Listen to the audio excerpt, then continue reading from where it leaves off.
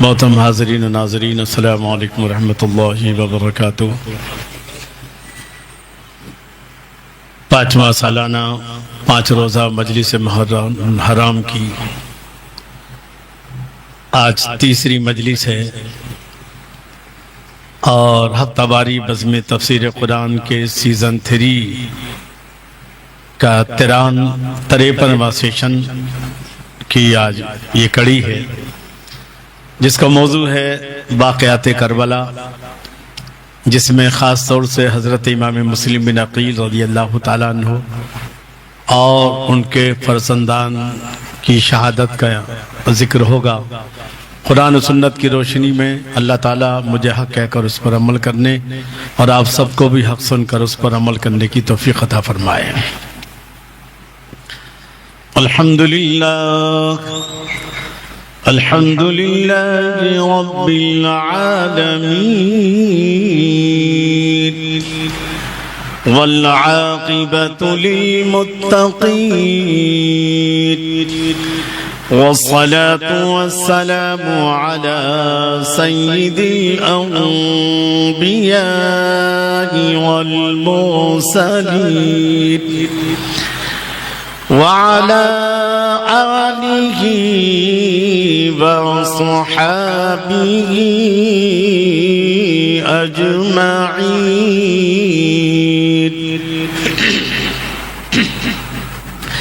أما بعد فأعوذ بالله من الشيطان الرجيم، بسم الله الرحمن الرحيم، وَلَنَبْلُوَنَّكُمْ بِشَيْءٍ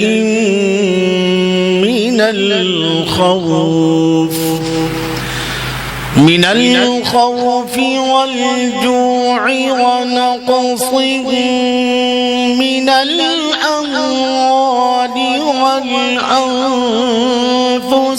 وَالثَّمَرَاتِ وَبَشِّرِ الصَّابِرِينَ۔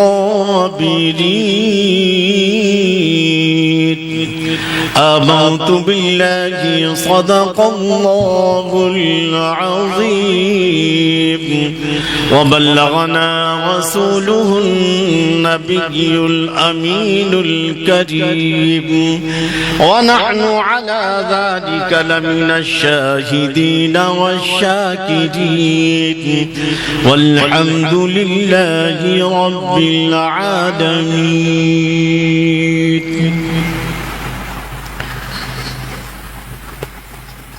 گفتگو سے پہلے ایک بار انتہائی عقیدت و محبت اور ادب احترام کے ساتھ ہمارے و ساری کائنات کے آقا و مولا مدنی تاجدار حضور محمد رسول اللہ صلی اللہ تعالیٰ علیہ وسلم کے گوہر بار میں درود شریف کا تحفہ نچھاور فرما لیں۔ اللہم صلی علی سیدنا و مولانا محمد و بارک وسلم، صلاۃ و سلام علیک یا رسول اللہ یا حبیب اللہ۔ آج ہم اور آپ ذکر امام حسین رضی اللہ تعالی عنہ میں حاضر ہو کر سعادتوں سے مالا مال ہونے کی کوشش کر رہے ہیں۔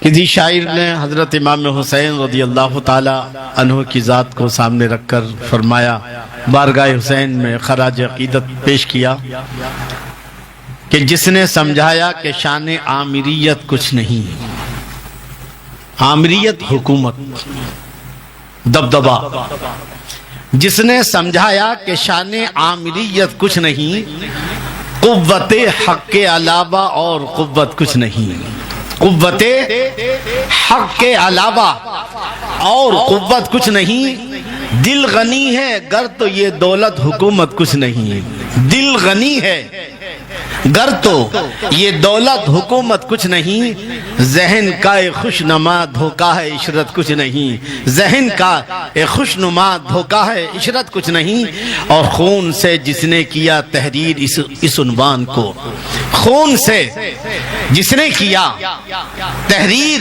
اس عنوان کو، جان دے کر بھی بچا لو غیرت ایمان کو، جان دے کر بھی بچا لو غیرت ایمان کو، اور کائنات کا ہر ذرہ کربلا کا آج بھی پکار رہا ہے کہ غازہ ہے جس کا خون رخ کائنات کا، غازہ ہے جس کا خون رخ کائنات کا، ہر قطرہ کوہ نور ہے تاج حیات کا، ہر قطرہ کوہ نور ہے تاج حیات کا، اور عزت پہ جس نے سر کو فدا کر کے دم لیا، عزت پہ، اسلام کی عزت، ایمان کی عزت، جی عزت پہ جس نے سر کو فدا کر کے دم لیا، حق کو ابد کا تاج عطا کر کے دم لیا، حق کو ابد کا تاج عطا کر کے دم لیا، اور صدق و منافقت کو جدا کر کے دم لیا، صدق و منافقت کو جدا کر کے دم لیا، جس نے یزیدیت کو فنا کر کے دم لیا، جس نے یزیدیت کو فنا کر کے دم لیا، اور زو مانے روشنی، زو لے کے جس کے خون سے ذرے دمک گئے چمک گئے، زو مانے روشنی، زو لے کے جس کے خون سے ذرے دمک گئے، ظلمت کا حلقہ توڑ کے ایمان چمک گئے، ظلمت کا حلقہ توڑ کر ایمان چمک گئے، اور جو صاحب مزاج نبوت ہے وہ حسین، جو صاحب مزاج نبوت ہے وہ حسین، جو وارث ضمیر رسالت ہے وہ حسین، جو وارث ضمیر رسالت ہے وہ حسین، جو واقف اشارہ قدرت ہے وہ حسین، جو واقف اشارہ قدرت ہے وہ حسین، جس کا وجود فخر مشیت ہے وہ حسین، جس کا وجود فخر مشیت ہے وہ حسین، اور نطق مانے گفتگو، نطق جس کا زینت دی،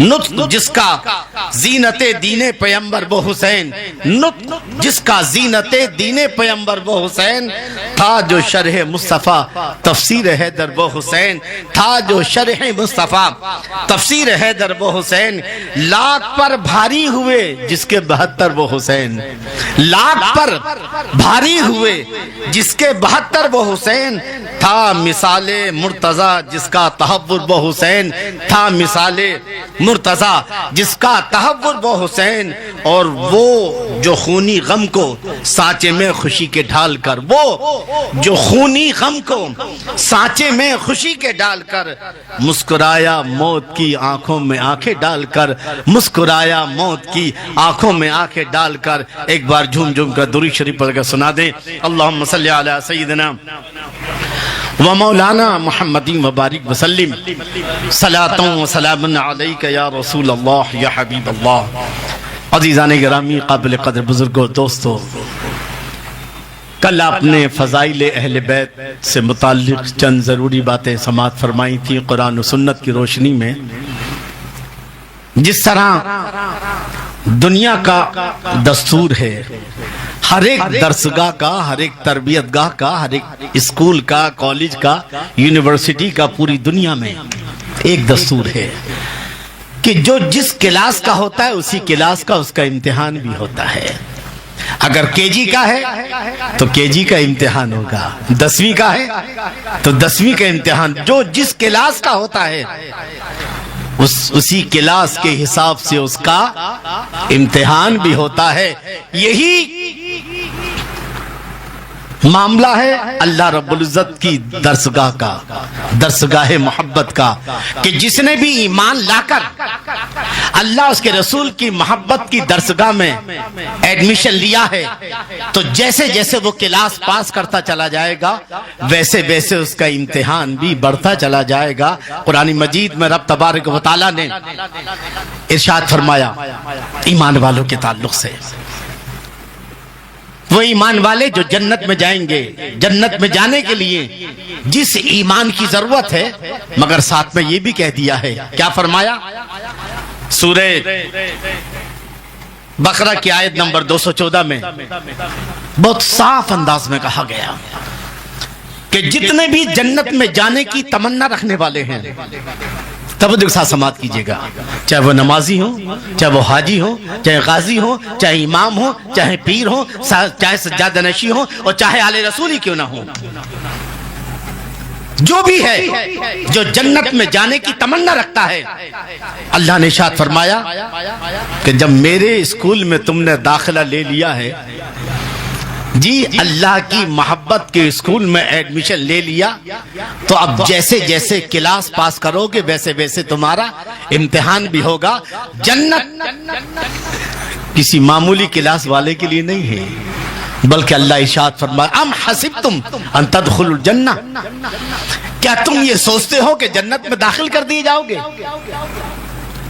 کیا تم یہ سوچتے ہو کہ تمہاری سوچ یہ ہے کہ جنت میں جانا اتنا آسان ہے؟ کیا تمہارا خیال یہ ہے کہ جنت میں جانا آسان ہے؟ نہیں۔ ام حسبتم ان تدخلوا الجنہ، اللہ ارشاد فرماتا ہے کیا تم یہ سوچتے ہو کہ جنت میں داخل ہو جاؤ گے؟ وَلَمَّا يَأْتِكُمْ مَثَلُ الَّذِينَ خَلَوْا مِن قَبْلِكُمْ، جبکہ ابھی تک تمہارے پاس وہ تکلیفیں اور مصیبتیں نہیں آئیں جو تم سے پہلے لوگوں پر آئی تھیں۔ کیسی مصیبتیں؟ مَسَّتْهُمُ الْبَأْسَاءُ وَالضَّرَّاءُ، ایسی تکلیفیں مصیبتیں کہ ہلا دیے گئے۔ وَزُلْزِلُوا، ان کا پورا وجود ہل گیا، ہر طرف سے تکلیف اور مصیبتیں۔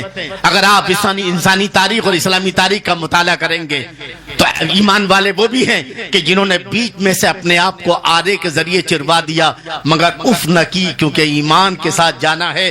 کتنے لوگ تھے جن کو جو ہے کھولتے ہوئے کڑاؤ میں ڈال دیا گیا مگر اف نہ کی۔ کتنے لوگ تھے، کتنے صحابہ کہ جنہیں کفار مکہ انگاروں پر لٹایا کرتے تھے اور ان کے جسم سے نکلنے والی چربی سے وہ انگارے بجھا کرتے تھے۔ میں عرض کر رہا تھا اللہ ارشاد فرماتا ہے کیا تم یہ سوچ رہے ہو کہ جنت میں داخل کر دی جاؤ گے جبکہ ابھی تک جو ہے وہ پریشانیاں، وہ تکلیف اور مصیبتیں نہیں آئیں جو تم سے پہلو پر آئی تھی؟ کیا مَسَّتْهُمُ الْبَأْسَاءُ، ہر طرف سے تکلیفوں نے انہیں گھیر لیا تھا۔ وَزُلْزِلُوا، اور ہلا دیے گئے تھے، یعنی تکلیف اور مصیبتوں نے ان کے پورے وجود کو جو ہے ہلا کر رکھ دیا تھا۔ اور یہ ایسا نہیں کہ صرف امتیں ہوں بلکہ آگے اللہ ارشاد فرماتا حتی یقول الرسول، رسول ان میں موجود تھے، ان کے نبی ان امتوں کے بیچ تھے۔ توجہ آپ کی، کسی کو لگے کہ نبی موجود ہے تو تکلیف نہیں آئے گی، رسول موجود ہیں تو مصیبتیں نہیں آئیں گی، پریشان آئیں۔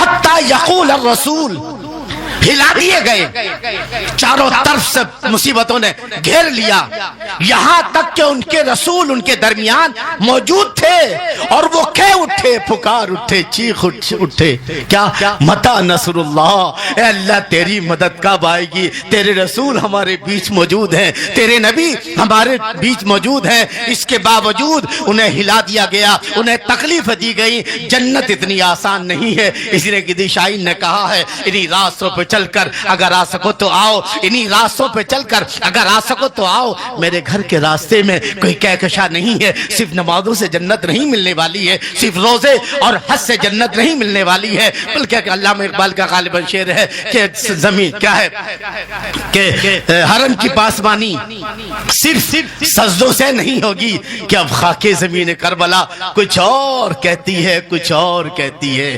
باطل سے ٹکرانا اور ایک چھوٹی سی جماعت کے ساتھ 72 یا 82 نفوس قدسیہ کے ساتھ 22,000 کے سامنے سینہ تان کر کھڑا ہو جانا، اور وہ یزید کہ جس کی 25 لاکھ مربع میل پر حکومت تھی، ایسے عامر کو ظالم کہہ دینا اور اس کی بیعت سے انکار کرنا یہ آسان کام نہیں ہے۔ جس لیے کہا کہ حرم کی پاسبانی صرف سجدوں سے نہیں ہوگی۔ امام حسین نے ثابت کر دیا، دنیا والوں کو بتایا، کربلا کا پیغام بتایا کہ کیا کہ حرم کی پاسبانی صرف سجدوں سے نہیں ہوگی، کہ اب خاک زمین کربلا کچھ اور کہتی ہے۔ میں عرض کر رہا تھا کہ جس طرح دنیا کی درسگاہوں کا یہ رسول ہے کہ جو جس کلاس کا ہوتا ہے اسی کلاس کا اس کا امتحان بھی ہوتا ہے۔ اللہ نے ایمان والوں سے کہیں کہا، یہاں کہا گیا کہ جنت کے دس میں مت رہنا کہ جنت اتنی آسان ہے کہ صاحب نماز پڑھیں گے، آسان والا لے لو اور جو مشکل والا چھوڑ دو،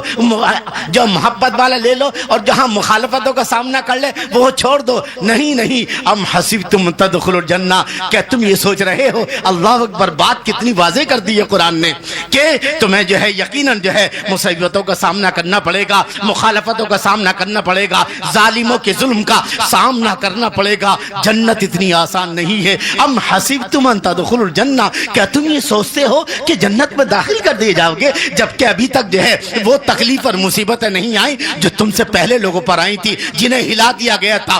وزلزلوا، جو پھر چکے تھے اور رسول ان کے اندر موجود تھے، نبی ان کے اندر موجود تھے، اس کے باوجود وہ چیخ اٹھے، چلا اٹھے، متا نصر اللہ، اللہ کی مدد کب آئے گی؟ اللہ نے فرمایا اب تمہارا امتحان پورا ہو گیا ہے. الا ان نصر اللہ قریب، اللہ کی مدد قریب ہے. اور ایک اور آیت میں سورہ عنکبوت آیت نمبر 2 اور 3 اللہ ارشاد فرماتا ہے الف لام میم احسب الناس ان يتركوا ان يقولوا آمنا وهم لا يفتنون ولقد فتنا الذين من قبلهم فلا يعلمن الله الذين صدقوا ولا يعلمن الكاذبين. اللہ فرماتا ہے الف لام میم احسب الناس، کیا لوگوں کی یہ سوچ ہے ان يتركوا کہ ان کو ایسے ہی چھوڑ دیا جائے گا؟ یقولوا آمنا کہ ہم ایمان لائے اور ایمان لائے کہنے کے بعد ایسے ہی چھوڑ دیا جائے گا. وَهُمْ لَا يَفْتَنُونَ، جبکہ ان کو آزمایا نہیں گیا. یعنی جس نے بھی ایمان والا ہونے کا دعویٰ کیا ہے اس کو آزمایا گیا ہے. وَلَقَدْ فَتَنَّا الَّذِينَ مِن قَبْلِهِمْ، ہم نے تم سے پہلے لوگوں کو بھی آزمایا ہے اور تمہیں بھی آزمائیں گے. صرف کوئی یہ کہنے سے جو ہے جنت میں نہیں چلا جائے گا، نہیں چھوڑ دیا جائے گا کہ ہم ایمان والا نہیں. وَهُمْ لَا يُفْتَنُونَ، جبکہ تمہیں جو ہے فتنے میں ڈالا جائے گا، مصیبتوں میں ڈالا جائے گا.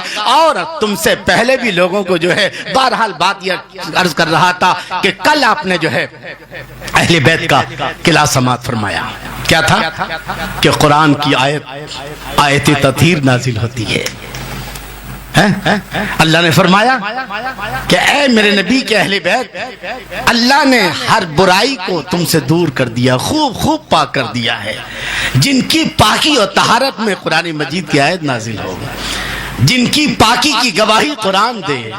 اللہ اکبر. دوسری آیت آیت مودہ سورہ شورى کی قل لا اسالکم علیہ اجرا الا المودۃ فی القربى.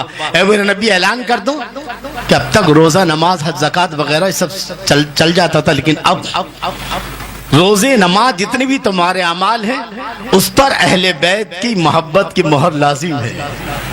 اب بغیر اہل بیت کی محبت کے مہر کے اب جنت میں ہر مسلمان پر جو ہے اہل بیت کی محبت لازم ہے. اور جب بات آئی آیت مباہلہ کی، جب عیسائیوں سے مباہلہ ہوا اور کہا تم اپنے بیٹے کو لے کر آؤ، ہم اپنے بیٹے کو لے کر آئیں، تم اپنے گھر کی عورتوں کو لے کر آؤ، ہم اپنے گھر کی، تو میرے آقا صلی اللہ علیہ وسلم نے کس کا انتخاب فرمایا؟ حضرت امام حسن کا، امام حسین کا، حضرت اپنی بیٹی فاطمہ کا اور اپنے داماد حضرت علی کا رضی اللہ تعالیٰ عنہ. تو یہ کلاس ہے ان کا. یہ کیا ہے؟ اللہ نے ان کا کلاس بتا دیا.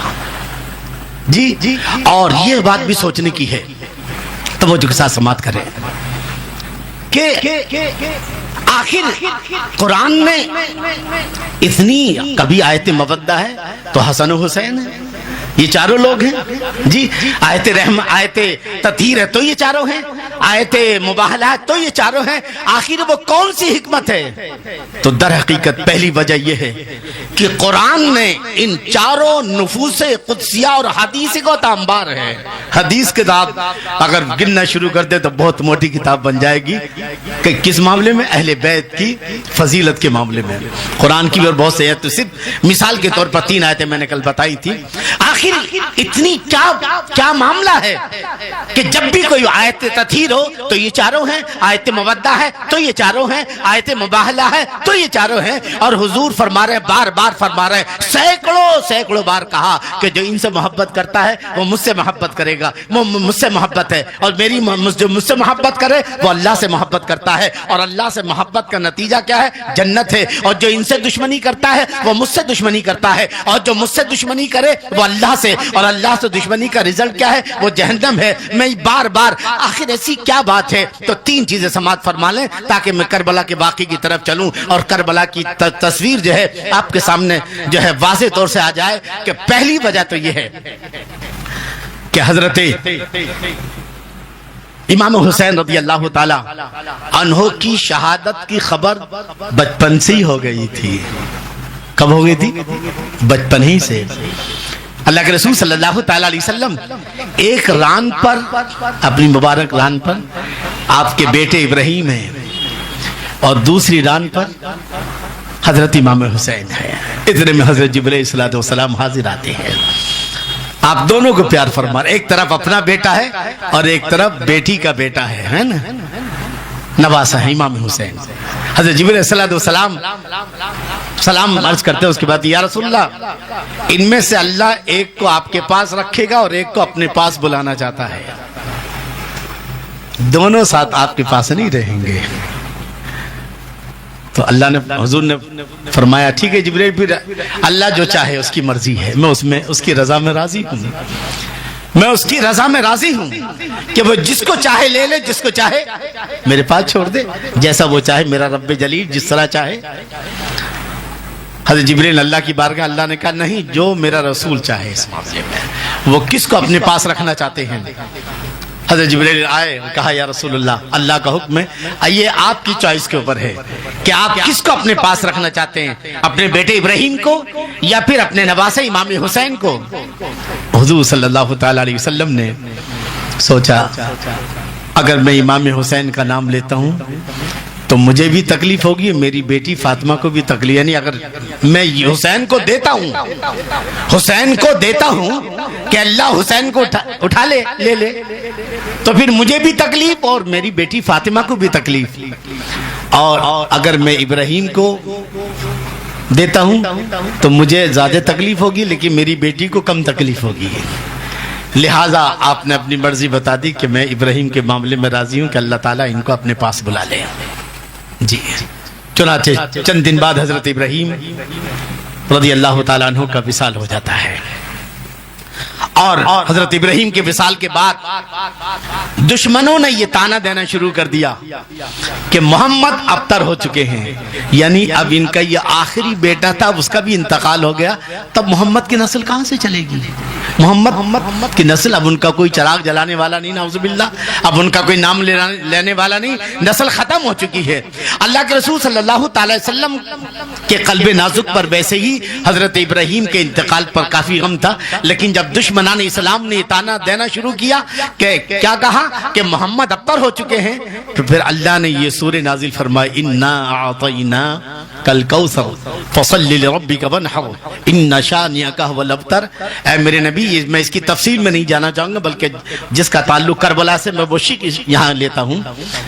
اے میرے نبی، ہم نے آپ کو کثرت عطا فرمائی، اتنی کہ اپنے تو اپنے غیر بھی آپ کا نام لیں گے، اور آپ نماز پڑھیے، قربانی کیجئے، جہاں تک دشمن یہ کہہ رہے ہیں کہ آپ ابتر ہو گئے، یعنی آپ کی نسل ختم ہو گئی، تو اللہ فرماتا ہے آپ کی نسل تو چلے گی لیکن دشمن کی نسل ختم ہو جائے گی، دشمن ہی کا کوئی نام لینے والا نہیں ہوگا، اسی کا کوئی چراغ جلانے والا نہ ہوگا۔ تو اب آپ نے امام حسین کے لیے اپنے بیٹے کو دیا، اور اب آپ کی نسل چلنا تھی، نہیں تو دشمن کی بات کیا ہو جائے گی کہ محمد ابتر ہو چکے ہیں۔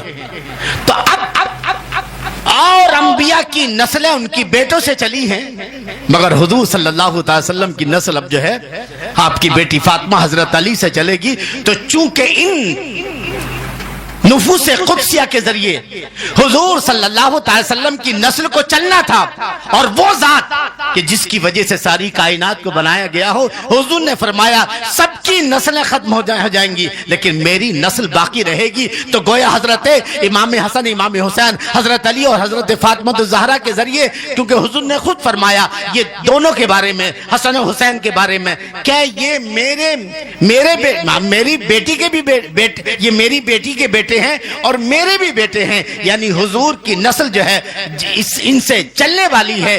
اس لیے اللہ نے آیت رحمت ہو تو انہی چاروں کو لیا، آیت مودہ ہو تو انہی چاروں چاروں کو لیا، آیت مباہلہ ہو تو انہی چاروں کو لیا۔ تو پہلی وجہ تو یہ ہے کہ چونکہ حضور کی نسل کو جو ہے حضرت علی، حضرت فاطمہ کے ذریعے اور حضرت حسن و حسین کے ذریعے جو ہے چلنا تھی، اس لیے ہر موقع پر قرآن میں بھی جو ہے انہی چاروں کو میرے آقا لیتے ہیں، انہی چاروں کو مراد دیا جاتا ہے۔ پہلی وجہ تو یہ ہے، اور دوسری وجہ یہ ہے کیا کہ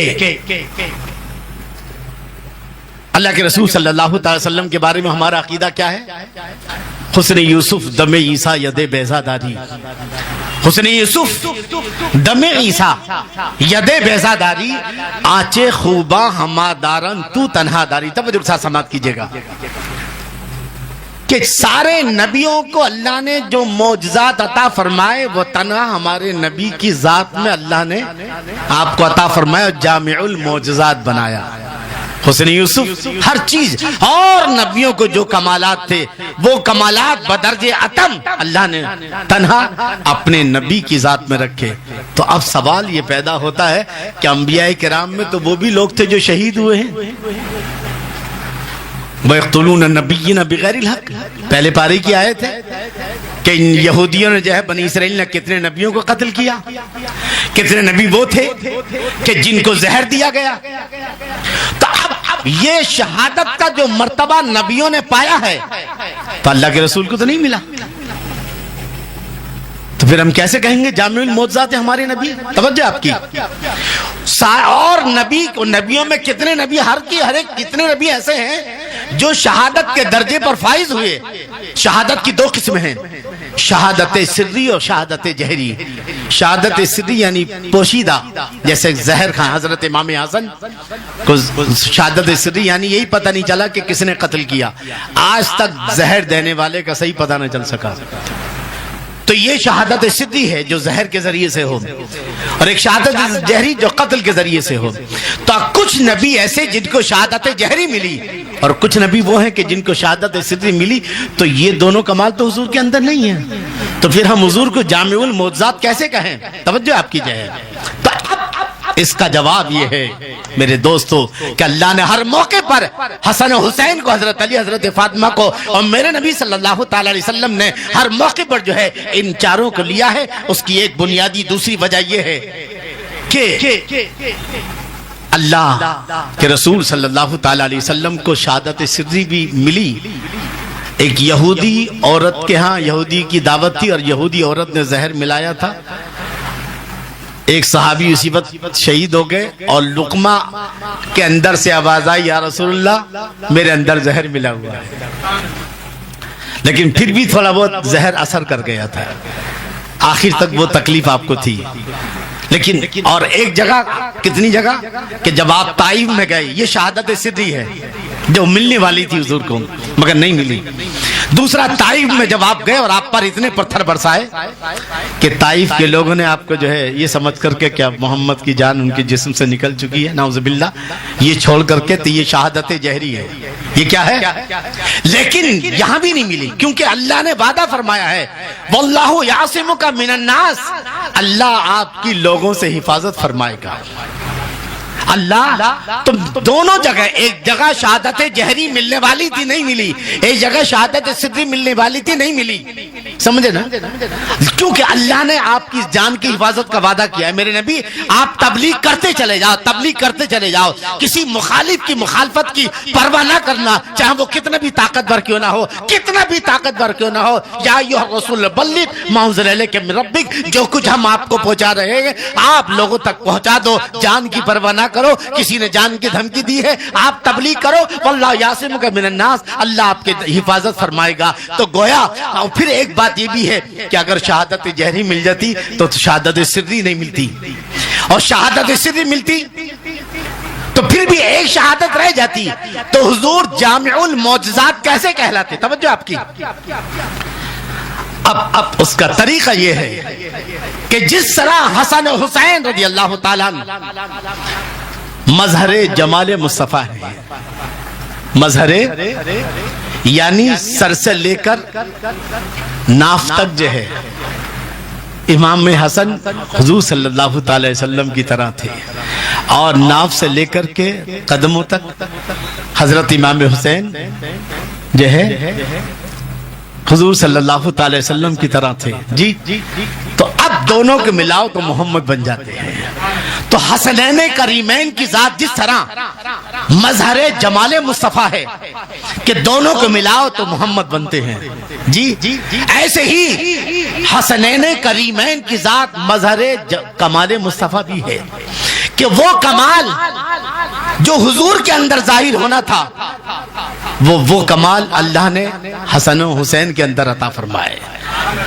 شہادت صدی جو ہے وہ حضرت امام حسن کے حصے میں آیا اور شہادت جہری جو ہے حضرت امام حسین رضی اللہ تعالیٰ, تاکہ حضور کو دونوں شہادتیں مل جائیں. تو بظاہر جس طرح حسنین کریمین کی ذات مظہر جمال مصطفیٰ ہے, ایسی حسنین کریمین کی ذات جو ہے مظہر کمال مصطفیٰ بھی ہے.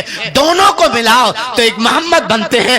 ایسی جب دونوں کو ملاؤ تو شہادت صدی اور شہادت جہری بنتے ہیں. اس لیے چونکہ حضور کا کمال جو ہے, حضور کا کمال حسن و حسین پر مکمل ہونا تھا, شہادت صدی والا, شہادت جہری والا, اس لیے جو ہے جب آیت تتھی نازل ہوئی تب یہی چاروں تھے, آیت مباہلہ نازل ہوئی تب یہی چاروں تھے, اور آیت مودہ ہوئی تب یہی چاروں تھے. یہ وجہ تھی کہ ان کو جو ہر موقع پر اللہ کے رسول نے آگے رکھا اور انہی کو مراد دیا گیا. بیتم یہی تو 5 ہیں, مقصود کائنات خیر النساء حسین و حسن, مصطفیٰ علی لی خمسۃ نطفی بہا حر الوباء الحاتمہ المصطفیٰ والمرتضی وابناہما والفاطمہ. تو میں اس کر رہا تھا یہ دوسری وجہ ہے. اور تیسری وجہ یہ ہے کہ چونکہ اللہ کے رسول صلی اللہ تعالی علیہ وسلم نے خطبہ غدیر خم کے موقع پر وہ تالاب جب جنگ سے واپس آئے, میں نے کل بتایا تھا, تو آپ نے اس تالاب پر ٹھہرے جس کا نام خم تھا. ابھی آپ نے دیکھا غدیر عید غدیر منایا لوگوں نے, بہرحال ایک الگ میٹر ہے وہ. تو حضور نے فرمایا تھا من کنت مولا فعلی مولا, میں جس کا مولا ہوں علی اس کے مولا ہے. اس کے بعد کیا کہا, میں تمہارے اندر 2 چیزیں چھوڑ کر, بہت کام کی بات بتانے جا رہا ہوں اس وقت میں, تو مجھے کسا سمجھ کیجئے گا. کیا نام ہے آپ کا؟ سمیر بھائی, بہت کام کی بات ہے. حضور نے فرمایا میں تمہارے اندر 2 چیزیں چھوڑ کر جا رہا ہوں, بھاری چیزیں, ایک قرآن اور دوسرے میرے اہل بیت. اور ایسی خطبہ حجت الوداع کے موقع پر بھی آپ کی ظاہری زندگی کا آخری خطبہ جہاں 1 لاکھ سے زیادہ صحابہ ہے, آپ نے وہاں بھی کہا تھا کہ میں تمہارے اندر 2 چیزیں چھوڑ کر جا رہا ہوں, بھاری چیزیں, ایک قرآن اور ایک اہل بیت. یعنی جب تک تم ان دونوں چیزوں کو پکڑے رہو گے کبھی کوئی گمراہ نہیں کرے گا. یعنی اس کا مطلب یہ ہوا کہ جہاں قرآن ہوگا وہاں اہل بیت ہوگا, اور جہاں اہل بیت ہوں گے وہاں قرآن ہوگا. اگر کہیں قرآن ہے اور اہل بیت نہیں ہے تو پھر وہ فتنہ ہے. کیا ہے؟ عظیم فتنہ ہے.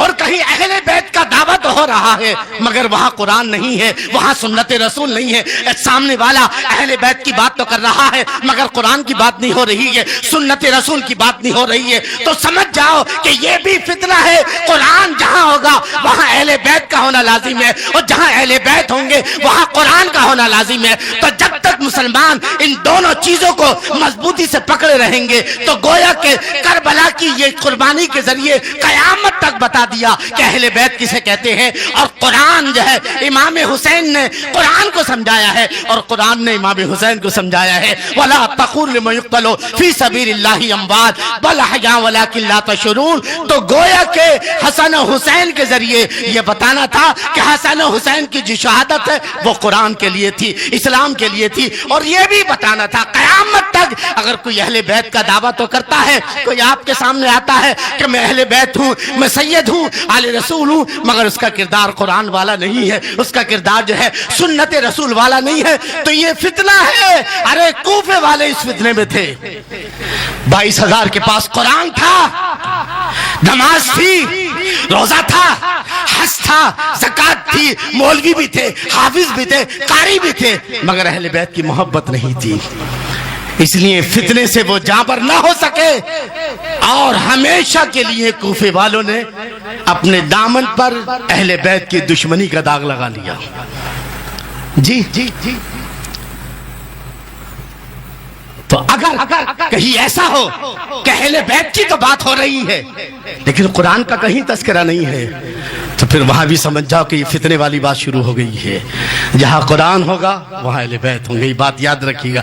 میں آج کے زمانے کی بات کر رہا ہوں کہ آج کتنے ایسے لوگ ہیں جو, میں کسی کے نام نہ لے کر کے, کتنے ایسے لوگ ہیں جو اپنے سید ہونے کا, بے شک جو سید ہے وہ ہمارے سر پر احترام ہے, اور لیکن جو ہے کتنے ایسے ہیں جو جھوٹے بھی اہل بیت بنتے ہیں. اور آج جو حالات ہیں, اہل بیت کا بہانہ بنا کر کے کس طرح سے جو ہے نذرانے وصول کیے جا رہے ہیں, کس طرح سے جو ہے لوگوں کو بیوقوف بنایا جا رہا ہے. کربلا کی جو ہے, کربلا کے اس واقعے سے میرے نبی صلی اللہ علیہ وسلم نے اور اللہ نے بتا دیا کہ جہاں اہل بیت ہوں گے وہاں قرآن ہوگا, اور جہاں قرآن ہوگا وہاں اہل بیت ہوں گے. یہ وجہ تھی, یہ تین وجہ تھی کہ جب اللہ نے جب بھی آیت مباہلہ نازل ہوئی تو یہ چاروں موجود ہیں, آیت مودہ نازل ہوئی تو یہ چاروں موجود ہیں, آیت مباہلہ نازل ہوئی تو یہ چاروں موجود ہیں. ایک بار جھوم جھوم کر درود شریف پڑھ کر سنا دے. اللہم صلی علی سیدنا و مولانا محمد وبارک وسلم.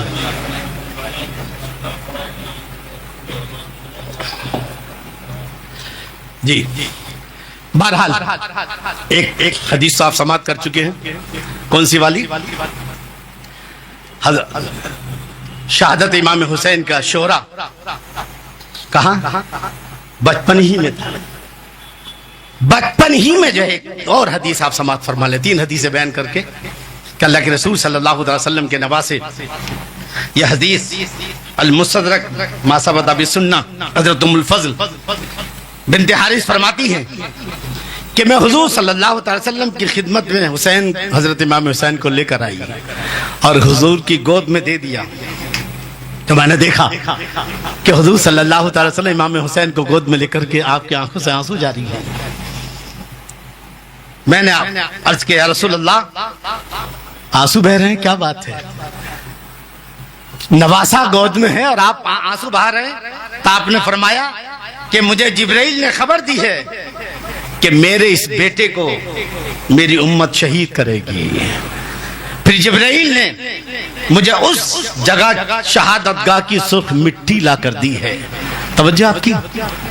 تو گویا بچپن ہی سے جو ہے شہرت, شہادت کی شہرت ہر جگہ ہو چکی تھی. دوسری حدیث سماعت فرما لیں کہ حضرت انس رضی اللہ تعالیٰ ارشاد فرماتے ہیں کہ بارش برسانے والا فرشتہ, دیکھیں ہمارے معزز مہمان آگے حضوری سے, اللہ تعالیٰ انہیں جزائے خیر. ایک بار درود شریف پڑھ کر سنا دیں. سب معزز ہیں, ایسی بات نہیں ہے جی. اللہ تعالیٰ ہم سب کو ایمان پہ چلا, ایمان پر خاتمہ نصیب فرمائے, اور جھوم جھوم کر درود شریف پڑھ کر سنا دیں.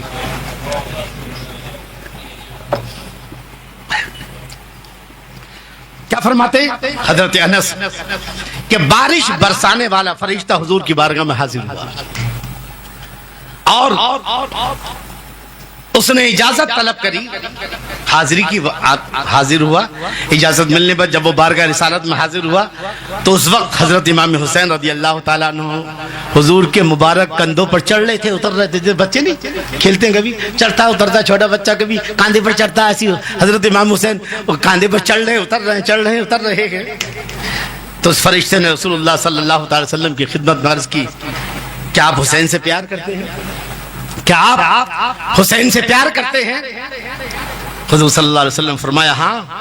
اس نے کہا کہ آپ کی امت اس کو شہید کرے گی, اور اگر آپ چاہیں تو میں ان کی شہادت گاہ کی مٹی آپ کو لا کر دیتا ہوں جہاں وہ شہید ہوں گے. آپ نے کہا ٹھیک ہے. اس نے اسی وقت زمین پر ہاتھ مارا اور حضور صلی اللہ علیہ وسلم نے دیکھا کہ اس کے ہاتھ میں سرخ مٹی ہے, اور اس مٹی کو حضرت ام سلمہ رضی اللہ تعالیٰ انہوں نے کپڑے میں باندھ دیا. اور ایک حدیث میں آگے ہے کہ ام سلمہ جس دن یہ مٹی خون ہو جائے گی اس دن سمجھنا میرا حسین کربلا میں شہید ہو گیا ہے. اور ایک اور حدیث میں جو ہے کہ ایک موقع پر حضرت علی رضی اللہ تعالیٰ نے, حدیثیں کتنی ہے اگر میں اس پہ بیان کروں تو جو ہے کم 13 کے قریب حدیثیں ہیں. کتنی کہا کی شہادت امام حسین کی شہرت کی, تو سارا وقت اسی میں صرف 2-3 حدیثیں. حضرت علی رضی اللہ تعالیٰ جنگ صفین میں جا رہے ہیں اور کسی ایک جگہ پر پہنچے.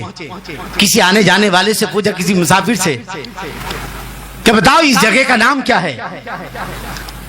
اس نے کہا اس جگہ کا نام ہے کربو بلا. بس حضرت علی گھوڑے سے نیچے اترے, 2 رکعت نماز پڑھی اور پھر بہت روئے, بہت روئے. یہاں تک کہ آپ کی مبارک داڑھی تر ہو گئی اور پھر آپ نے اپنے ساتھ کے لوگوں سے کہا کہ یہاں میرا حسین کی لاش ہوگی، یہاں علی اکبر کی ہوگی، یہاں فلاں کی ہوگی، فلاں کی ہوگی. یعنی اس طرح سے بہت مشہور ہو چکا تھا کہ امام حسین رضی اللہ تعالیٰ عنہ ایک دن شہید ہونا ہے، لیکن اس کے باوجود دعا کیوں نہیں کی میرے رسول صلی اللہ تعالی وسلم نے، حضرت فاطمہ الزہرا نے، حضرت علی رضی اللہ تعالیٰ عنہ؟ آخر بات کیا ہے؟ تو در حقیقت میں نے بتایا تھا کہ میدان امتحان میں بھاگا نہیں جاتا ہے، بلکہ میدان امتحان میں ثابت قدم رہ کر اپنی صلاحیت کو منوایا جاتا ہے اور اپنی لیاقت کو منوایا جاتا ہے. الحسن والحسین سیدہ شباب اہل الجنہ، حضور نے فرمایا کہ حسن حسین نوجوانان جنت کے سردار ہیں، تو جنت میں شہید بھی تو ہوں گے، جنت میں وہ بھی ہوں گے جن کی گردنیں کٹی ہوں گی، جن کے جسم کٹے ہوں گے، جن کی اولاد شہید ہوئی ہوگی. تو اگر بغیر قربانی کے حسن حسین کو یوں ہی جو ہے نوجوانان جنت کا سردار بنا دیا جاتا تو شاید کوئی کہہ سکتا تھا قربانی ہم نے دی ہے اور سردار امام حسین کو بنا دیا گیا ہے، تاکہ دنیا دیکھ لے کربلا کے ذریعے کہ جس طرح حسین کا نانا بے مثل و بے مثال ہے، اسی طرح حسین بھی جو ہے قربانی کے معاملے میں بے مثل و بے مثال ہے. اس لیے نہ حضور نے دعا کی ہے، نہ ہی حضرت علی نے دعا کی ہے، نہ ہی حضرت فاطمہ الزہرا نے دعا کی ہے، بلکہ جب بھی دعا کی ہے تو یہ دعا کی ہے، اللہ جب میرا حسین جو ہے 22,000 کی فوج کے بیچ میں ہو اور نرغے میں ہو اور چاروں طرف سے یزیدی آندھی چل رہی ہو، اس وقت حسین کو جو ہے صبر عطا فرمانا. اللہم آت الحسین صبر واجرا، اے اللہ حسین کو ایسا صبر دینا کہ یزید کی کوئی بڑی سے بڑی آندھی بھی جو ہے امام حسین کے قدموں کو ہلا نہ سکے. بہرحال میں عرض کر رہا تھا کہ حضرت امام حسین رضی اللہ تعالی عنہ کی جو ہے شہادت کا معاملہ مشہور تھا، مگر دعا نہیں کی گئی. کیونکہ اس لیے بھی نہیں کہ شہادت ایک انعام ہے. کیا ہے؟ شہادت انعام ہے. انعم اللہ علیہم من النبیین والصدیقین والشہداء والصالحین. اور اس لیے بھی نہیں کہ شہادت تو اللہ اس کے رسول کے قریب ہونے کا شارٹ کر راستہ ہے. ولا تقولوا لمن يقتل في سبيل الله اموات. شہادت ایک انعام ہے. شہادت کیا ہے؟ اللہ اکبر. فانی زندگی دے کر باقی زندگی لینے کا نام شہادت ہے. ایک مختصر سے زندگی دے کر ہمیشہ کی نہ ختم ہونے والی اور خوشی والی زندگی لینے کا نام کیا ہے؟ شہادت ہے. تو کس طرح شہادت سے بھاگا جا سکتا تھا؟ بلکہ اللہ کے رسول صلی اللہ تعالی علیہ وسلم نے قیامت تک اہل بیت کو بھی بتا دیا کہ تمہارا کردار میرے حسین کی طرح ہونا چاہیے، تمہارا کردار جو ہے میرے حسن کی طرح ہونا چاہیے. بہرحال جو ہے حضرت امام حسین رضی اللہ تعالی عنہ کی شہرت تھی. اب آ جائیے جو ہے اب وقت آ گیا ہے کہ اب شہادت کے اسباب کیا ہیں. شہادت کے اسباب کیا ہیں کہ جب حضرت امیر معاویہ رضی اللہ تعالی عنہ کا انتقال ہوا، کب؟ ہجری 60 میں. کہاں؟ دمشق میں. میں نے بتایا تھا کہ حضرت علی اور حضرت امیر معاویہ میں جنگ ہوئی تھی، اس پر میں بول چکا ہوں. تو لقوے کی بیماری میں مبتلا ہوئے اور انتقال ہوا بوقت. اور انتقال کے وقت بس یہ کیا تھا کہ حضرت امیر معاویہ کے دور میں یہ چھپ چھپ کا گناہ کرتا تھا. تو اب بہرحال اس سلسلے میں تو بہت کچھ کہا گیا ہے. حضرت امیر معاویہ نے کیوں یزید کو تخت سلطنت دی، بہت کچھ علماء کی وہ اختلافات زمین سے آسمان تک. مگر میں یہاں نہ جا کر کے بہرحال کیونکہ حضور صلی اللہ تعالی وسلم نے فرمایا کہ اصحابی کالنجوم بیعہ مقتدیتم اہتدیتم، میرے صحابہ آسمان پر ستاروں کی مانند ہیں، تم ان میں سے جس کی بھی پیچھے چلو گے منزل تک پا جاؤ گے. صحابہ جو ہے آسمان پر ستارے کی مانند ہیں اور اہل بیت کشتی کی مانند ہے. پہلے پرانے زمانے میں جو ہے دریا کا سفر طے کرنے کے لیے کشتی کا بھی ہونا ضروری تھا اور ستاروں کا بھی ہونا ضروری تھا، جو منزل بتایا کرتے تھے، جو منزل کی سمت بتاتے تھے. بہرحال تو امیر معاویہ نے انتقال کے وقت جو ہے وصیت فرمائی کہ میرے پاس حضور صلی اللہ تعالی وسلم کے 5 تبرکات ہیں. چادر مبارک حضور کی، قمیص اور تہمن مبارک اور ناخن کی تراشے ہوئے جو ہے حضور کے ناخن تراشے ہوئے. فرمایا کہ پیرہن، قمیص اور چادر کے ذریعے مجھے کفن دے دینا، اور حضور کے منہ مبارک، حضور کے ناخن کے تراشے میرے ہونٹوں پر، میری آنکھوں پر رکھ دینا، مجھے اللہ کے حوالے کر دینا۔ بہرحال تو اب یزید جیسی تخت سلطنت پر بیٹھا۔ یزید کے بارے میں حضور صلی اللہ تعالی علیہ وسلم نے کی حدیثیں بھی ہیں، پیشین گوئی ہے کہ میری امت برابر صحیح چلتی رہے گی، مگر سب سے پہلی میری سنت کو بدلنے والا ایک شخص ہوگا جس کا نام یزید ہوگا، جی، اور وہ بنو امیہ کا ہوگا۔ علماء کرام بن فرماتے ہیں کہ یہ انتہائی بد شکل تھا، موٹا تھا، بھدا، پورے بدن پر بال، چلو خیر یہ تو پیدائشی برائیاں تھی، لیکن انتہائی بد اخلاق، بد مزاج، فاسق و فاجر اور شرابی، بد کردار، ظالم، غدار اور انتہائی بے ادب و گستاخ تھا۔ یہ برائیاں تھی اس کے اندر، اور یہاں تک کہ بھائی بہنوں کا نکاح ایک ساتھ ہونے لگا اس کے زمانے میں۔ آپ سوچئے، سود جو حرام تھا، اس نے سود کی حرمت کو ختم کر دیا، اور اس طرح جو ہے بے دینی ہر طرف اعلانیہ جو ہے بے دینی پھیلنے لگی۔ حضرت عبداللہ بن حنظلہ، یعنی حضرت حنظلہ جو جن کا غالباً جو غزوہ احد میں انتقال ہوا تھا، اور بستر عروسی سے اٹھ کر آپ گئے تھے، آپ نے غسل کرنا بھی گوارا نہ کیا تھا، اور بعد میں فرشتوں نے ان کو غسل دیا تھا۔ ان کے بیٹے حضرت عبداللہ فرماتے ہیں کہ ہم نے یزید کے خلاف اس وقت ہوئے جب ہم کو یہ ڈر لگا کہ کہیں یزید کی بدعمالیوں اور بدکاریوں کی وجہ سے آسمان پر عذاب کے طور پر کئی آسمان سے پتھر نہ برسنے لگے، تب ہم جا کر یزید کے خلاف ہوئے۔ اور امام باغدی لکھتے ہیں کہ حضرت عمر بن عبدالعزیز کے دربار میں، جبکہ عمر بن عبدالعزیز بھی بنو امیہ کے تھے، ان کے دربار میں کسی نے کس کو؟ یزید کو امیر المؤمنین کہہ دیا۔ ادھر آ جائے، آگے تشریف لے آئے۔ یزید کو کیا کہہ دیا؟ امیر المؤمنین کہہ دیا۔ تو حضرت عمر بن عبدالعزیز نے 20 کوڑے لگوائے۔ کس کو؟ اس شخص کو کہ ایسا نالائق آدمی، بدترین شخص کو تم جو ہے امیر المؤمنین کہہ رہے ہو۔ یہاں تک کہ حضرت ابو ہریرہ رضی اللہ تعالیٰ عنہ جو حضور کے بہت قریبی جو ہے صحابی ہیں، رازدار بھی ہیں، ان کو معلوم تھا کہ حالات کیا آئیں گے، تو آپ نے دعا مانگی تھی، اللہ مجھے اللہم انی اعوذ بکا من راس الستین و امارت الصبیان، یعنی اللہ ہجری 60 کے شروعات اور لڑکوں کی جب حکومت ہوگی میں اس سے تیری پناہ مانگتا ہوں، یعنی اس سے پہلے اللہ تعالیٰ مجھے دنیا سے اٹھا لینا۔ اللہ نے دعا فرمائی، اور حضرت ابو ہریرہ جو ہے ہجری 59 میں جو ان کا انتقال ہو جاتا ہے۔ انا للہ و انا الیہ راجعون۔ میں کہہ رہا تھا یہ حالات تھے یزید کے۔ اب جیسے یزید تخت سلطنت پر بیٹھا تو اسے معلوم تھا کہ کوئی میری بیعت کرنے والا نہیں ہے، کیونکہ میرے جیسے اب جیسی تخت سلطنت پر بیٹھا، پہلے تو یہ تھا کہ حضرت امیر معاویہ کے زمانے میں یہ چھپ چھپ کے گناہ کرتا تھا، مگر اب چونکہ خود بادشاہ ہو گیا ہے اور بن گیا ہے بادشاہ جو ہے، تو اب کھل کر گناہ کر رہا ہے، بھائی بہنوں کا نکاح ایک ساتھ ہو رہا ہے۔ عالم یہ تھا کہ شراب و زنا کی بدکاری بے تیزی کے ساتھ بڑھ رہی ہے، اور ساتھ ہی ساتھ جو ہے یہی نہیں بلکہ حضرت امام حسین رضی اللہ تعالیٰ عنہ نے جو جب آپ کے پاس میں اس نے کیا کیا کہ سب سے پہلے جو بڑے لوگ تھے، اس نے پلان تیار کیا کہ پہلے جو بڑے بڑے لوگ ہیں ان سے بیعت لی جائے۔ بیعت کا مطلب کیا ہے کہ میں اس عہدے کے لائق ہوں، جی مجھے تسلیم کرو کہ میری حکومت خلافت حقہ ہے۔ یہ کون سی خلافت ہے؟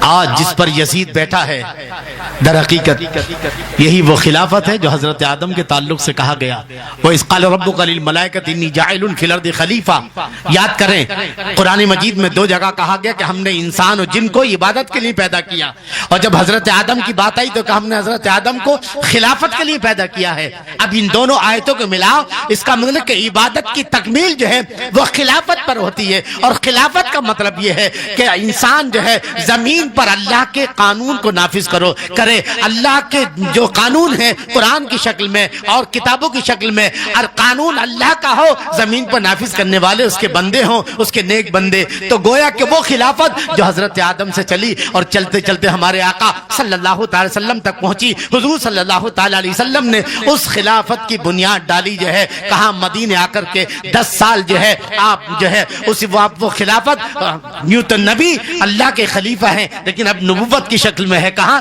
نبوت کی شکل میں. اور جب اللہ کے رسول صلی اللہ تعالی علیہ وسلم نے ظاہری طور سے پردہ فرمایا، اب وہ نبوت جو ہے باب نبوت اب بند ہو چکا ہے، اور صدیق رضی اللہ تعالیٰ عنہ نے خلافت سنبھالی ہے. بالکل خلافت کا مطلب اللہ اس کے رسول کے قانون کے مطابق جو ہے لوگوں پر جو حکومت کرنا، لوگوں پر جو ہے جو فیصلے کیے جائیں وہ اللہ اس کے رسول کے قانون کے مطابق ہوں، شریعت کے قانون کے مطابق ہوں. اب اللہ کے رسول صلی اللہ تعالی وسلم کے بعد وہ جگہ کس نے لی ہے؟ حضرت ابو صدیق نے. اور آپ 2 سال رہے، ان کے بعد پھر حضرت عمر فاروق اعظم نے، جنہوں نے 10 سال 6 مہینے لگ بھگ جو ہے خلافت کی ہے. اور ان کے بعد حضرت عثمان غنی نے، جنہوں نے تقریباً 12 سال. اور ان کے بعد حضرت علی، اور ان کے بعد حضرت امام حسن. جی تو یہ گویا یہ خلافت جو تھی جس کی بنیاد حضرت آدم نے ڈالی تھی، اور تمام انبیاء کرام اور مرسلین تک ہوتے ہوئے ہمارے آقا صلی اللہ تعالی علیہ وسلم تک. اور آپ کے بعد جو ہے ابو بکر صدیق، عمر فاروق اعظم، حضرت عثمان غنی، حضرت علی، حضرت امام حسن، اور پھر امیر معاویہ. اور امیر معاویہ کے بعد جو ہے اب کون اس پر بیٹھا ہے؟ کون بیٹھا؟ یزید جیسا شرابی، زانی، بدکار. اندازہ لگائیے کہ یہ اس کی بنیاد کس نے ڈالی تھی. آج جو یزید جہاں بیٹھا ہے اس کی بنیاد میرے آقا صلی اللہ تعالی علیہ وسلم نے ڈالی ہے. آپ تو تبلیغ کر رہے تھے، لیکن مدینے میں آ کر کے اب آپ کی تبلیغ جو ہے وہ حکومت کی شکل میں آ گئی ہے. آپ نے اسلامی ریاست کی بنیاد ڈال دی ہے، اسلامی اصولوں پر جو ہے. اور آپ امام حسین کے نانا اللہ کے رسول صلی اللہ تعالی وسلم نے اس کی بنیاد ڈالی. اب بادشاہت یعنی خلافت کی. اور ان کے بعد اس طرح سے خلفائے راشدین. میں عرض کر رہا تھا کہ وہ پاک جگہ کہ جہاں اللہ کے رسول صلی اللہ تعالی علیہ وسلم جلوہ فرماتے، جہاں خلفائے راشدین تھے، اب یزید جیسا شخص جو ہے بیٹھا ہوا ہے. اب ایسے حالت میں جو ہے وہ اس وقت 4 بڑے بڑے لوگ تھے، سب سے بڑھ کر حضرت امام حسین رضی اللہ تعالیٰ عنہ، اور پھر حضرت عبد الرحمن بن ابو بکر، حضرت عبداللہ ابن زبیر، اور حضرت عبداللہ ابن عمر. یہ چاروں بڑے تھے اور بڑوں کی اولاد تھے. تب اس نے سوچا کہ پہلے ان چاروں سے بیعت قبول کروا لو. بیعت قبول کا مطلب یعنی یہ تسلیم لکھ کر دے دے کہ واقعی یزید اس مسلح پر یہ جو امامت کبریٰ ہے. یاد رکھنا امامت کی 2 قسمیں ہیں، ایک امامت صغریٰ اور ایک امامت کبریٰ. امامت صغریٰ تو یہی والی جو آج کل کی امامت ہے، نماز پڑھائی، امام صاحب اپنے گھر اور مقتدی اپنے گھر. اب امام صاحب پر کیا بیت رہی ہے مقتدی کو نہیں معلوم، اور مقتدی پر کیا بیت رہی ہے امام کو نہیں معلوم جو ہے. جی یہ امامت صغریٰ ہے، جہاں دونوں الگ الگ ہیں. امام مسجد سے باہر نکلے، امام کا راستہ الگ اور مقتدی کا راستہ الگ. ایک ہوتی ہے امامت کبریٰ کہ جو میرے آقا صلی اللہ تعالی وسلم نے مدینے میں جس کی بنیاد ڈالی ہے، یعنی امام ہی بادشاہ بھی ہو. اور اصل یہی ہے امامت کا مطلب جو ہے یہ آج کل چھوٹی والی نہیں، بلکہ میرے آقا صلی اللہ تعالی وسلم نے مدینے میں آ کر صرف لوگوں کو نماز نہیں پڑھائی ہے، بلکہ ان کے فیصلے بھی کیے ہیں، ان کی جھگڑوں کے. آپ کے مدینے کی مسجد پر بیٹھ کر آپ جو فیصلے کر رہے ہیں، آپ بادشاہوں کے فیصلے کر رہے ہیں، آپ عوام کے حاکم ہیں اور ان کے جو ہے ان کے سیاہ سفید کے مالک ہیں. آپ قرآن و سنت کی روشنی میں ان کے فیصلے کر رہے ہیں. میں عرض کر رہا تھا تو اللہ کے رسول صلی اللہ تعالی وسلم نے بنیاد ڈالی، اور پھر آپ کے بعد خلفائے راشدین. تو اب یہ چاروں بڑے تھے اور بڑوں کی اولاد تھے. تو یزید نے چاہا کہ سب سے پہلے ان سے بیعت لے لی جائے، تاکہ جب یہ بیعت کر لیں گے تو ہم عوام کو دکھا دیں گے دیکھو امام حسین نے ہمیں مان لیا ہے کہ ہم خلیفہ برحق ہیں. ہم اس کرسی پر، یہ کرسی کس کی ہے؟ اللہ کے رسول صلی اللہ تعالی وسلم کی، خلفائے راشدین کی جو ہے. ہم اس کے لائق ہیں. جب یہ مان لیں گے تو باقی ساری عوام بھی مان لے گی. چنانچہ اس نے حاکم مدینہ ولید بن عقبہ کو جو ہے قاصد کے ذریعے اطلاع دی کہ امام حسین سے کہو کہ وہ یزید کی بیعت کریں. اب حاکم مدینہ ولید بن عقبہ نے جیسے خط دیکھا یزید کا، حضرت امام حسین رضی اللہ تعالیٰ عنہ کو بلایا، اور بلانے کے بعد یزید کا جو ہے وہ خط کہ بھئی یزید اب تخت سلطنت پر بیٹھ چکا ہے اور وہ آپ سے بیعت چاہتا ہے، یعنی آپ اس کی خلافت کو تسلیم کریں، اس کی ناجائز حکومت کو جو ہے. حالانکہ حضرت امام حسین اس کے مستحق تھے. یاد کہ میں نے عرض کیا تھا کہ حضرت امام حسن یہ خلافت حضرت علی سے، امام امام حسن کو ملی تھی، لیکن جب حضرت امام حسن نے دیکھا کہ امیر معاویہ سامنے کھڑے ہیں اور اس سے پہلے ہی حضرت علی حضرت امیر معاویہ کے بیچ جو جنگیں ہوئی ہیں اس میں تقریباً 1 لاکھ مسلمان شہید ہو چکا ہے، اب جو ہے پھر اب خون بہنے کا نمبر آ رہا ہے۔ امام حسن نے کہا نہیں، میں مسلمانوں کا خون بہانا گوارا نہیں کرتا۔ آپ نے پوری خلافت امیر معاویہ کے حوالے کر دی تھی، اس شرط کے ساتھ کہ امیر معاویہ تمہارے